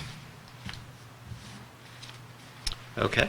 So I think the hope is that Rick will have time to incorporate these comments and do another draft, possibly in time for July. But sometime in the near future, we can wrap this up and start using it in the next fiscal year to seek grant money.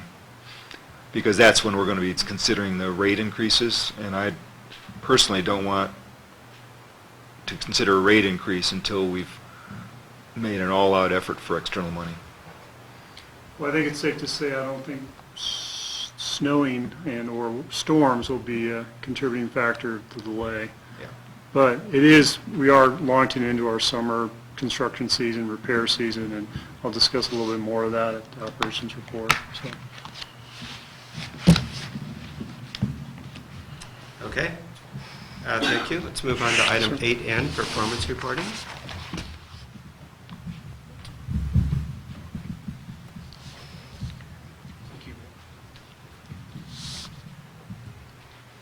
Welcome, Brandy. Hi, thank you. Performance reporting is included in your packet starting on page 412. This goes only through the end of April since we were in billing all week. So just to summarize where we are, we have a summary sheet here on the board. For electric, our production for the month of April was 744,000 kilowatt hours. Our unidentified system losses were about 88,000 kilowatt hours. This was 12% for the month, and we are at 12% for year-to-date in electric. Last year at this time, we were at 13% year-to-date, just to give you a comparison. If we take a look at propane, we were a little over 1.5 million cubic feet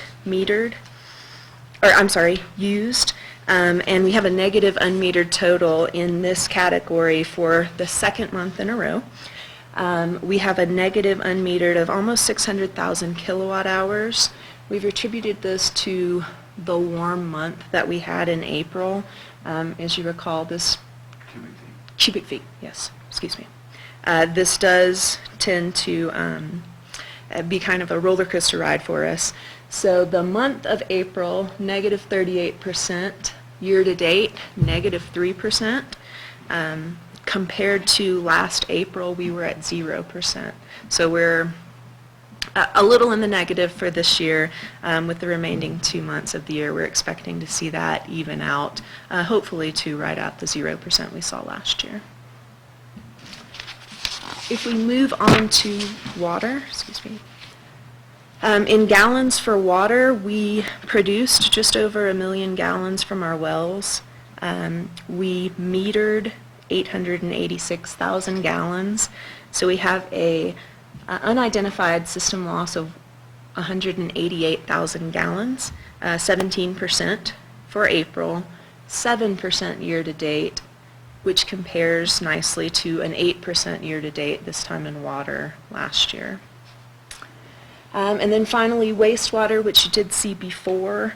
We metered 3.5 million gallons treated at our plant. 886,000 gallons of that was wastewater from, the valley. So 75%, or 2.6 million gallons, was inflow infiltration into our system. That brings us to a year-to-date total of 57% for wastewater. And the question came up, was this 75% the highest we've ever seen for I&I? And it was not. Last year in May, we got to an 89%, which is our highest to date. So we are actively working on this problem. We recognize from an operational standpoint how serious it is, and it's our top priority. I will be happy to answer any questions you might have on this. This is a four-year comparison, just to update the board from the slides we had last year. It just shows the negative progression in losses in electric and water this year to date compared to the previous 3 years.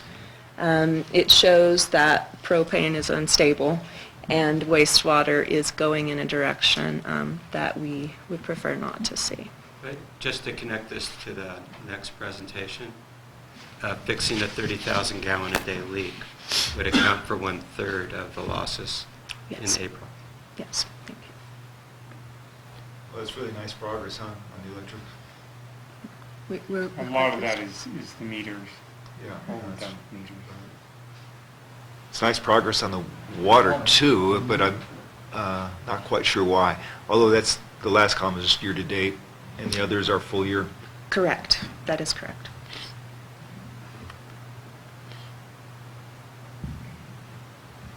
Okay?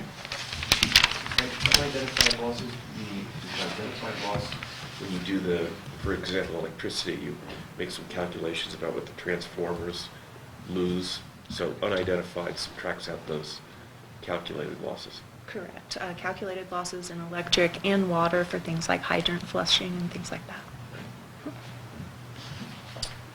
Randy, in water used to put out the fires, is that unidentified because you're not metering it? We do an estimate of that, so the estimate is included and is not considered an unidentified loss. Okay, thank you. Thank you. All right, so item 8O, wastewater collection system. This is a really cool presentation. You guys are going to be thrilled. So district staff has been working with Summit Plumbing and has begun cleaning and video inspections on the district wastewater collection system beginning on May 8th.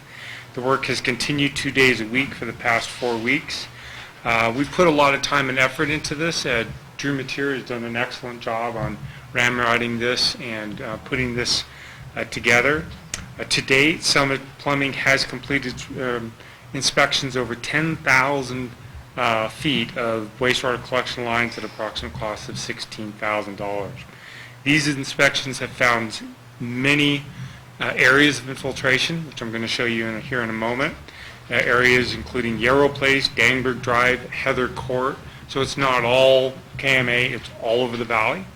The most prominent areas of infiltration this far have been found in damaged laterals. Not in main lines, but more in laterals themselves.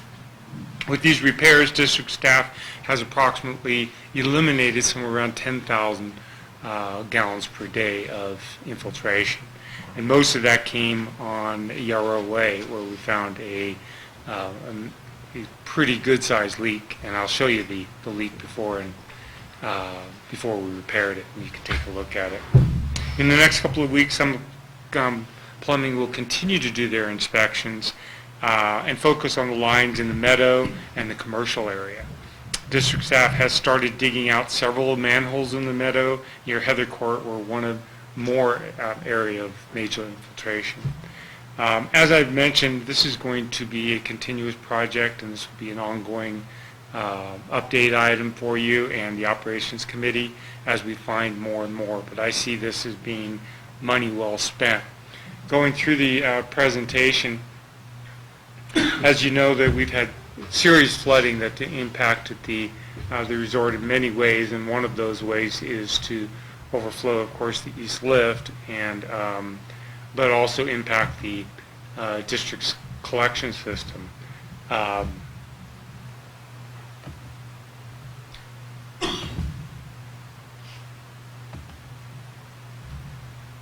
Infiltration and inflow is actually water that's getting into the collection system from groundwater, storm drains, or storm flows going into the collection system, which we have to treat through the wastewater collection system.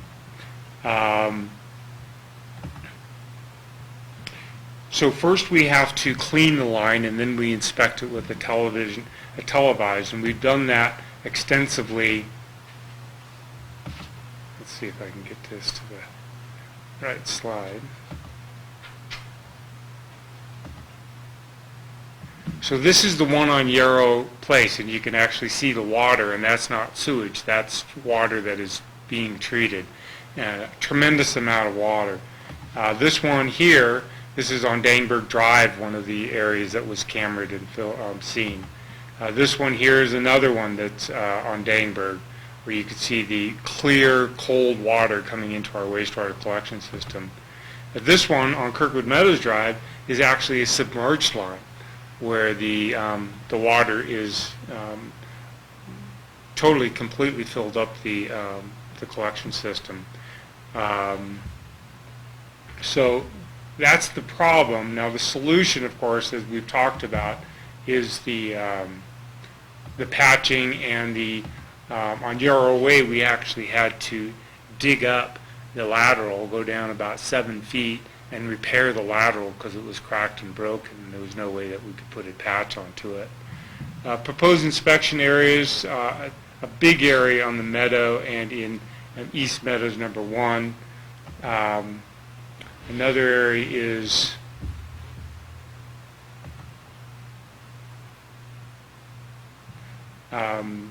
in the Red Cliffs and the commercial areas we're going to be working at. And then the proposed future work is actually the patches, and they've identified 4 to 6 areas that will actually be using this inline patching system to repair these areas that you saw in the camera. We have a good budget allocation on this, using 2 years of budget allocations, the one that we're currently in because we didn't do anything during the fall, so we're using this spring to do the operations and maintenance that we can this year, and then July 1st we start a new year with the budget that you just approved to start work on that. Operations budget is contributing about $10,000 a year, and capital improvements is budgeted at $50,000 a year for 5 years. And with that, I open it up to any questions the board has. And that's the first time we've ever shown live video in a PowerPoint, so we're pretty impressed. Questions for Michael? So did you say that 10,000 lineal feet have been inspected? Yeah. What percentage of the total is that? I think it's a little bit less than, probably about 8%, 8 to 10%. There's about 44,000 feet of collection system. But some of that, are you planning, I mean, this year, how many feet are you planning on doing for this year? Overall, the way, if we're continue to be successful in finding infiltration, and remember, this is all supported by a study that we did before, tracking how much cold water in the flows. So we're going to do everything that we can find out there, but we could go up to 20,000 feet easily. Our main, we see a lot of water in the meadow, and we think that we're going to have a lot of success in the meadow once we get to that area. We could dig out these manholes and we can actually get to those. But 10,000 gallons a day is a great start, and if we can continue to have good success, we're looking forward to that. Are there questions on this topic? Okay. Thank you. Absorption beds? And the Operations Committee have any comments on the collection system? So we're just happy with the little progress we're getting. Okay.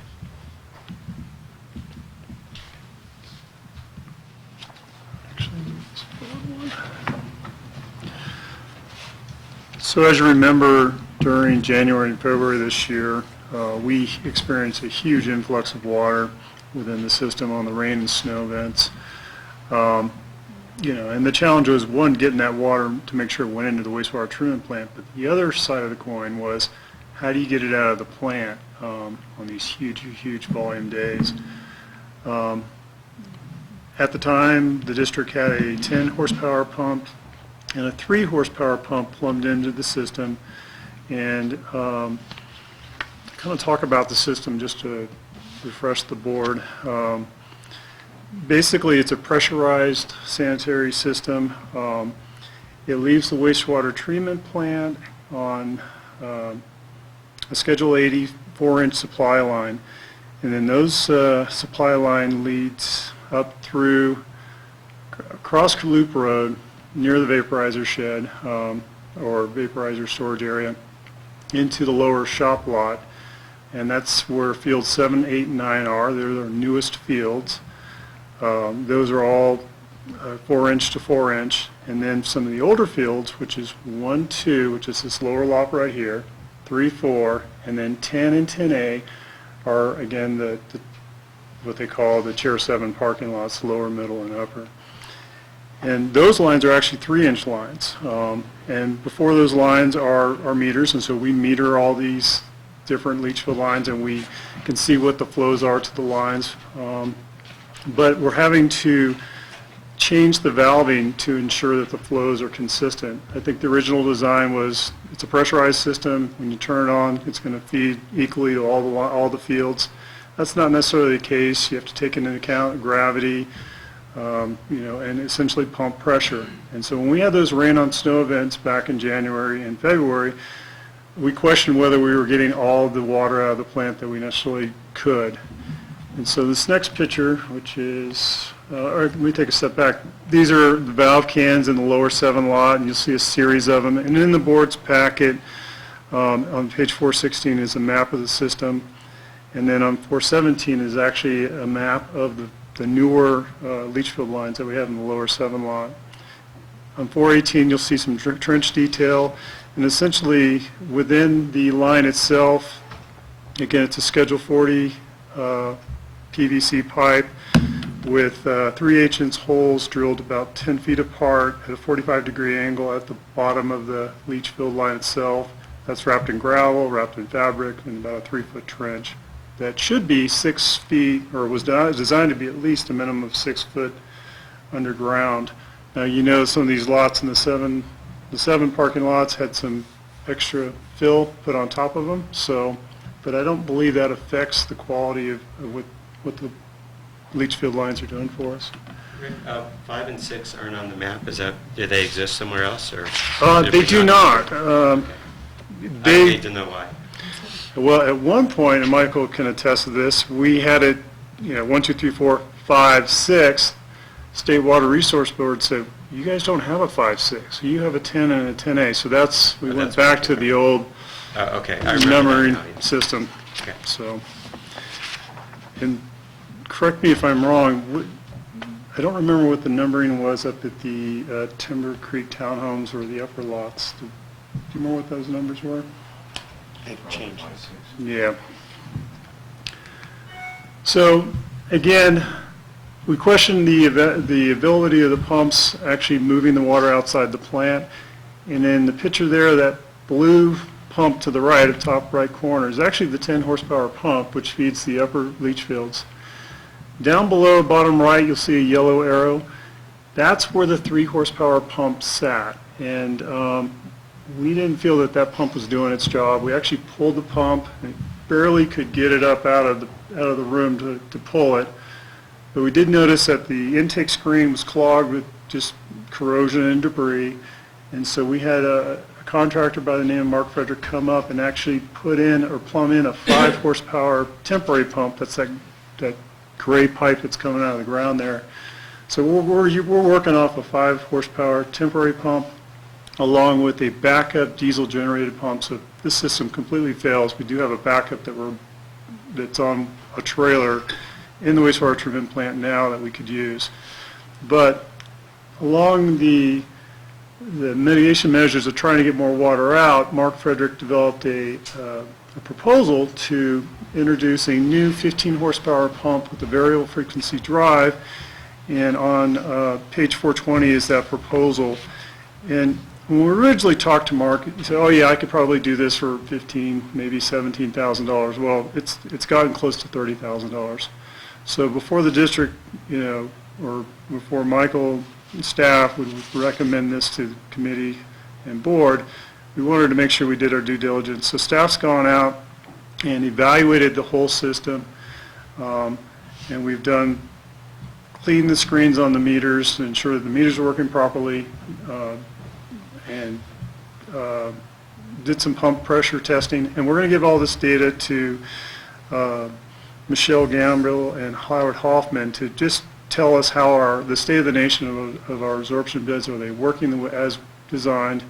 And if not, what are some of the things that we could do besides tearing into the ground and cleaning them out to make them work better? Or is this 15 horsepower variable frequency drive system that Mark's proposing, is that the right answer for us? So staff's currently doing the research now. We'll forward the information to Michelle and Howard, and then of course come back to committee and board for further direction. And that concludes my report, unless there's any questions from the board. Is there anything else from operations? I think it comes pretty thoroughly. Okay. Thank you. Thanks, sir. So item 8Q, utility rules and regulations.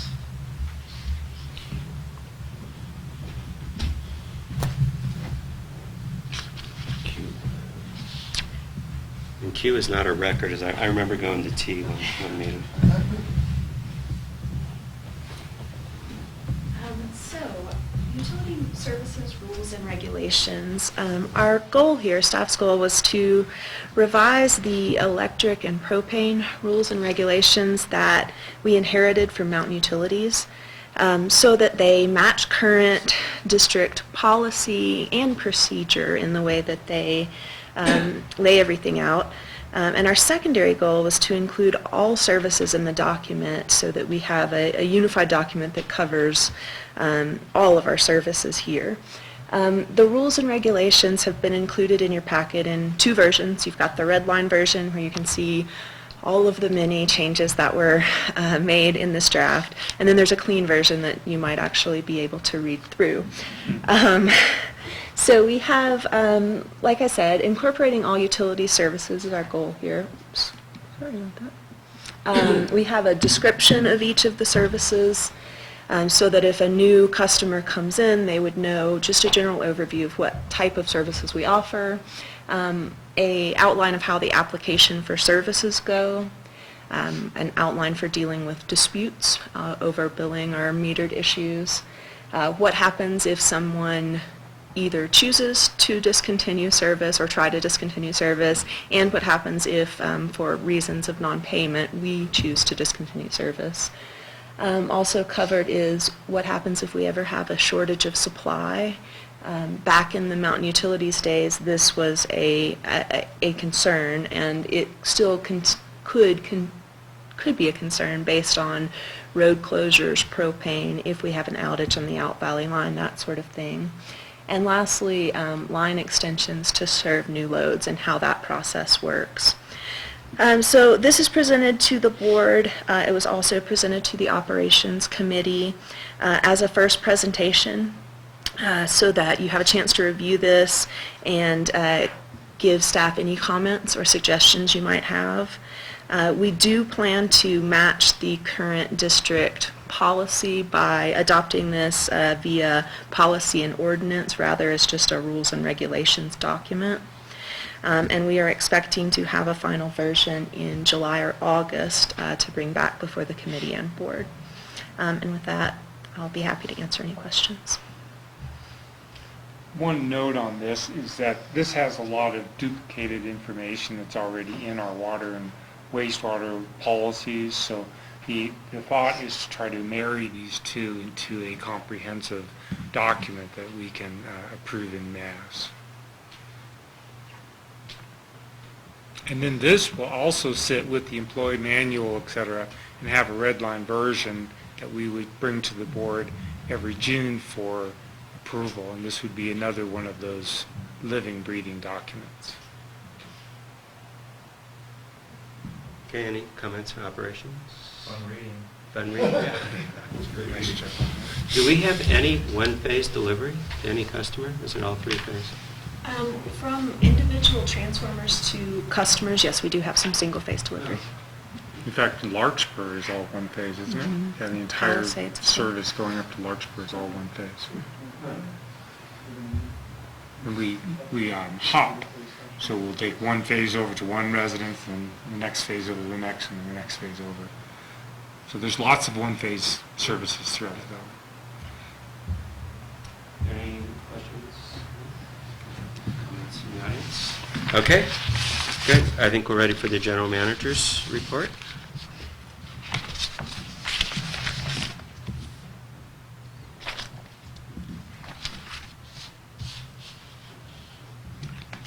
So,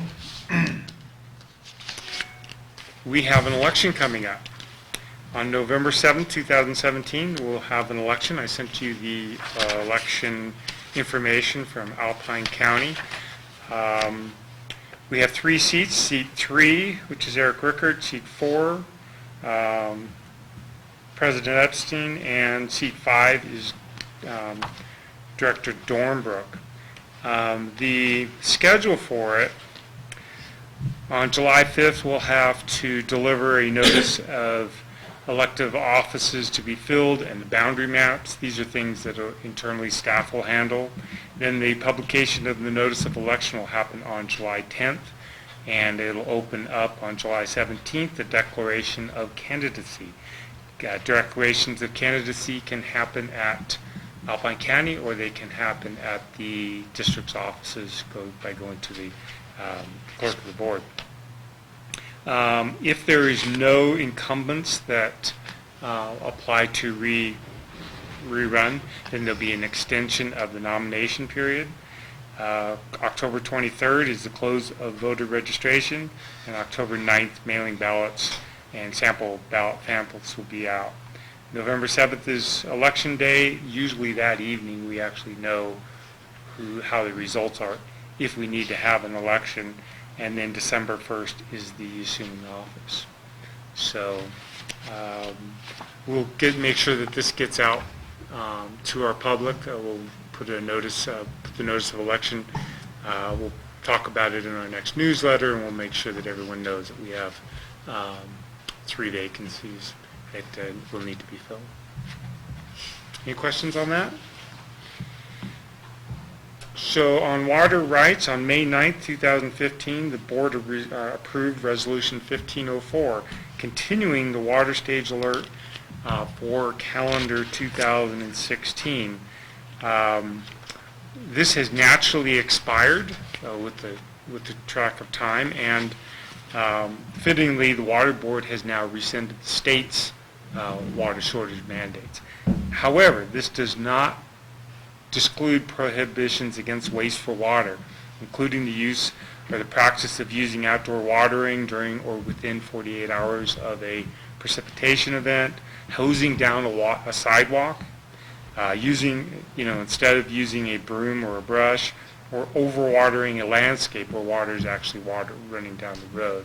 So we'll be vigilant on the items that actually impact the district, but we no longer are in a water stage alert system, and that's naturally expired with the track of time. So unless there's any board direction otherwise, district staff will consider that during the summer season. No longer will they have restrictions on usage. We have MHN training scheduled on July 12th and July 19th, and the board is encouraged and invited to come. The July 12th will be for all employees, and will be about managing stress and complying with the stress of change, which I think is an applicable topic. On July 19th, for managers, managing challenging workplace behaviors will be on the topic. So we have a new trainer, Sandra from South Lake Tahoe. I've interviewed her, and I look for great things. Any questions on that? We do have several projects that we're working on besides just collection system. Our T1 line, as I mentioned, we're looking to begin that on June 19th. The vaporizer shed, we are still in the design standards. We are still working with Wilson Construction on the question of the $40,000 overpayment. We're actually going to send an operator out to the site to determine the type of pole that was installed and to verify that the rate that was charged to install that pole was incorrect. And we're working on the new propane tank. This is not on the agenda, so this is not for an action item. But I wanted to show you that we have received our proposal for the propane tank. This is over our estimate. But hopefully we can take a look and get this reduced.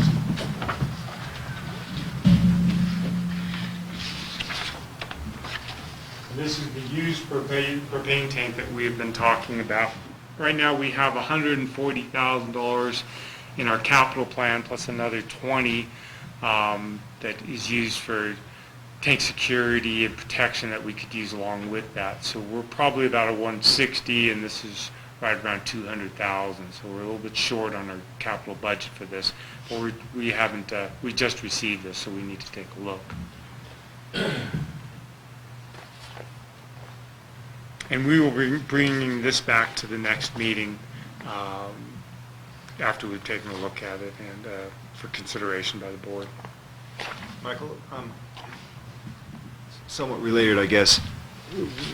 Do we know when we might hear about whether or not our application for some, was it FEMA money or to cover some of our losses during the winter events? When we might hear about that? We have been continuing to submit our application materials. I would expect that we would hear one way or the other within the next 2 weeks. And what, I can't remember the number that we're hoping for or looking for. It was approximately $200,000. If we were successful in procuring that, can that money only be used in the departments for which we're applying it?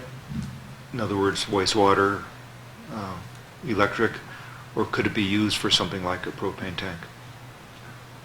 Well, I think it would, I don't think it could be used for the propane tank. It would have to be used to reimburse the district for expenses that we undertook. But it'd go to the departments for which those expenses were incurred. But some of those departments are heavily reliable on property taxes per se. So maybe that would free up property taxes, which could in there be used for a propane tank. Thanks.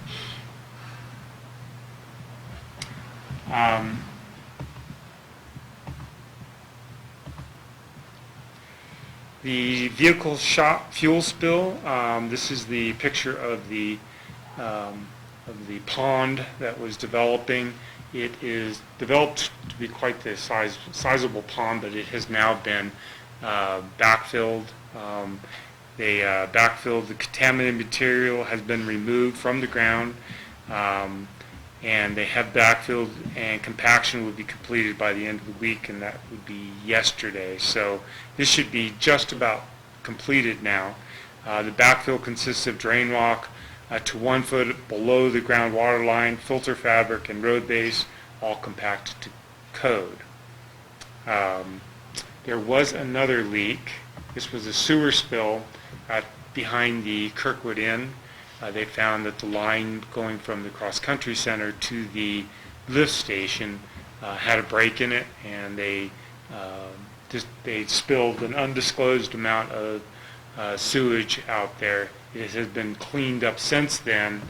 District staff was on site and advised Vail on how to clean up it and the use of lime.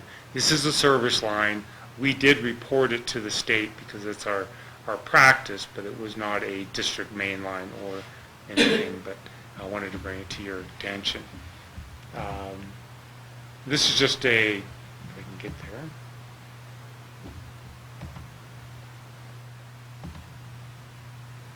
Fun picture of Caltrans clearing snow on Sierra Pass highways.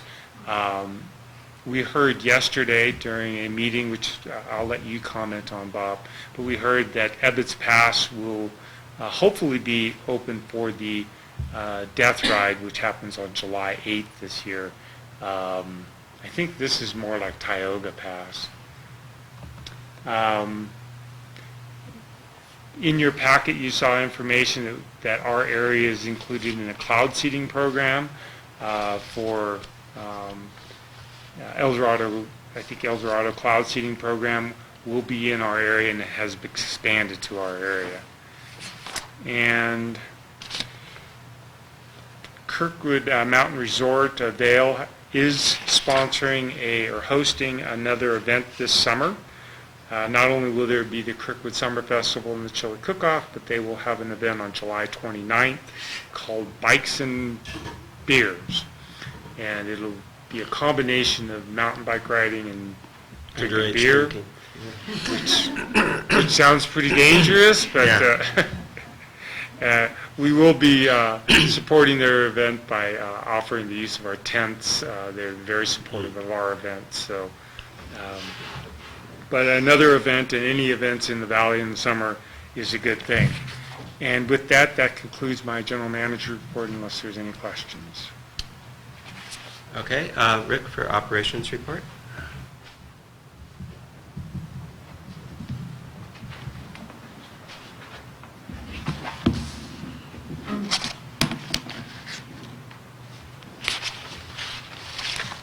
So for operations, as you can imagine, staff's been very busy. And also staff's had a lot of staff members have a chance to take some vacation time and well-deserved rest. So we'll mostly have all our staff back by the middle of June and we'll get really, really busy.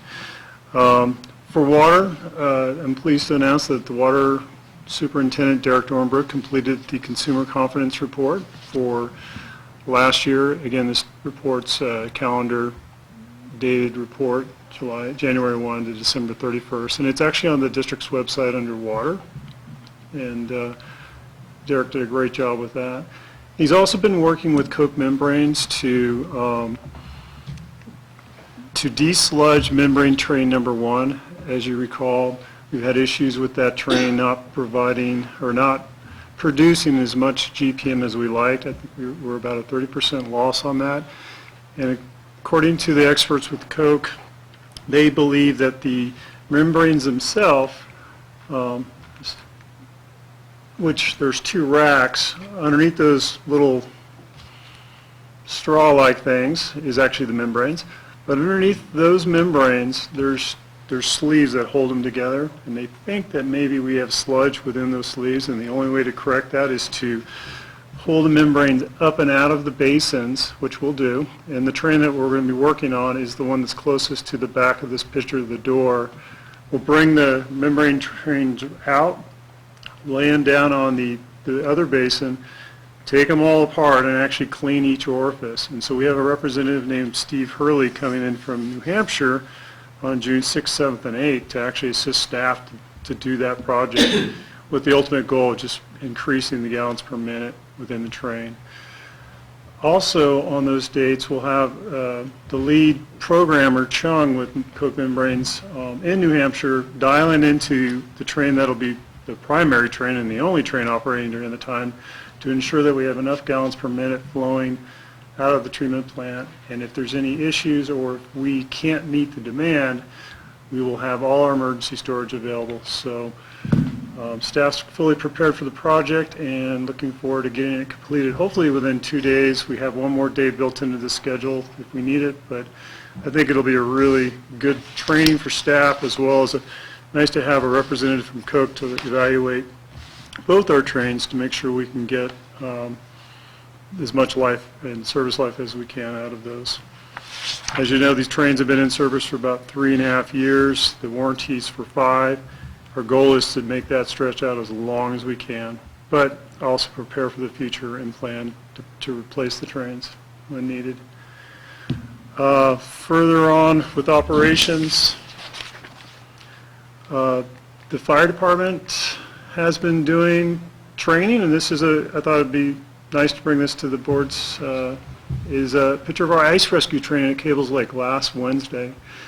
And the captain, Tyler Trevette, and Bella, were out here participating with that, and they said that the dry suits kept them dry, so, and they weren't cold. But again, it's fun training for the fire department, and we look forward to it every year. But we are gearing up for summer operations and pulling the boat out and putting the ice rescue stuff away. Hopefully, we don't need this stuff, but if we do, we're prepared. And then snow stakes, we're about 95% complete with snow stakes. There's a few stragglers out there that we'll be dealing with, but I'm glad that the snow removal staff's been working on that. For wastewater, of course, the collection system, we've been doing the repairs on that, as Michael mentioned. And then for electric and propane, we're continuing our propane patrols, inspections, but this is a line junction enclosure on Palisades that has taken a severe hit from the heavy snow load this year. You can see at the top of that box is actually crushed in. So Brandy's developing a correction plan for that, and which would include probably replacing this box with a vault, and that it will definitely require an outage for an extended period of time. So as we develop our plan, we'll certainly address this issue. It is safe at this time. We have covered it with plywood, and the public is safe, but it's just something. The bollards were all actually bent. We didn't install them at 45-degree angle like that. So. And then finally, our playground. That's what it looks like.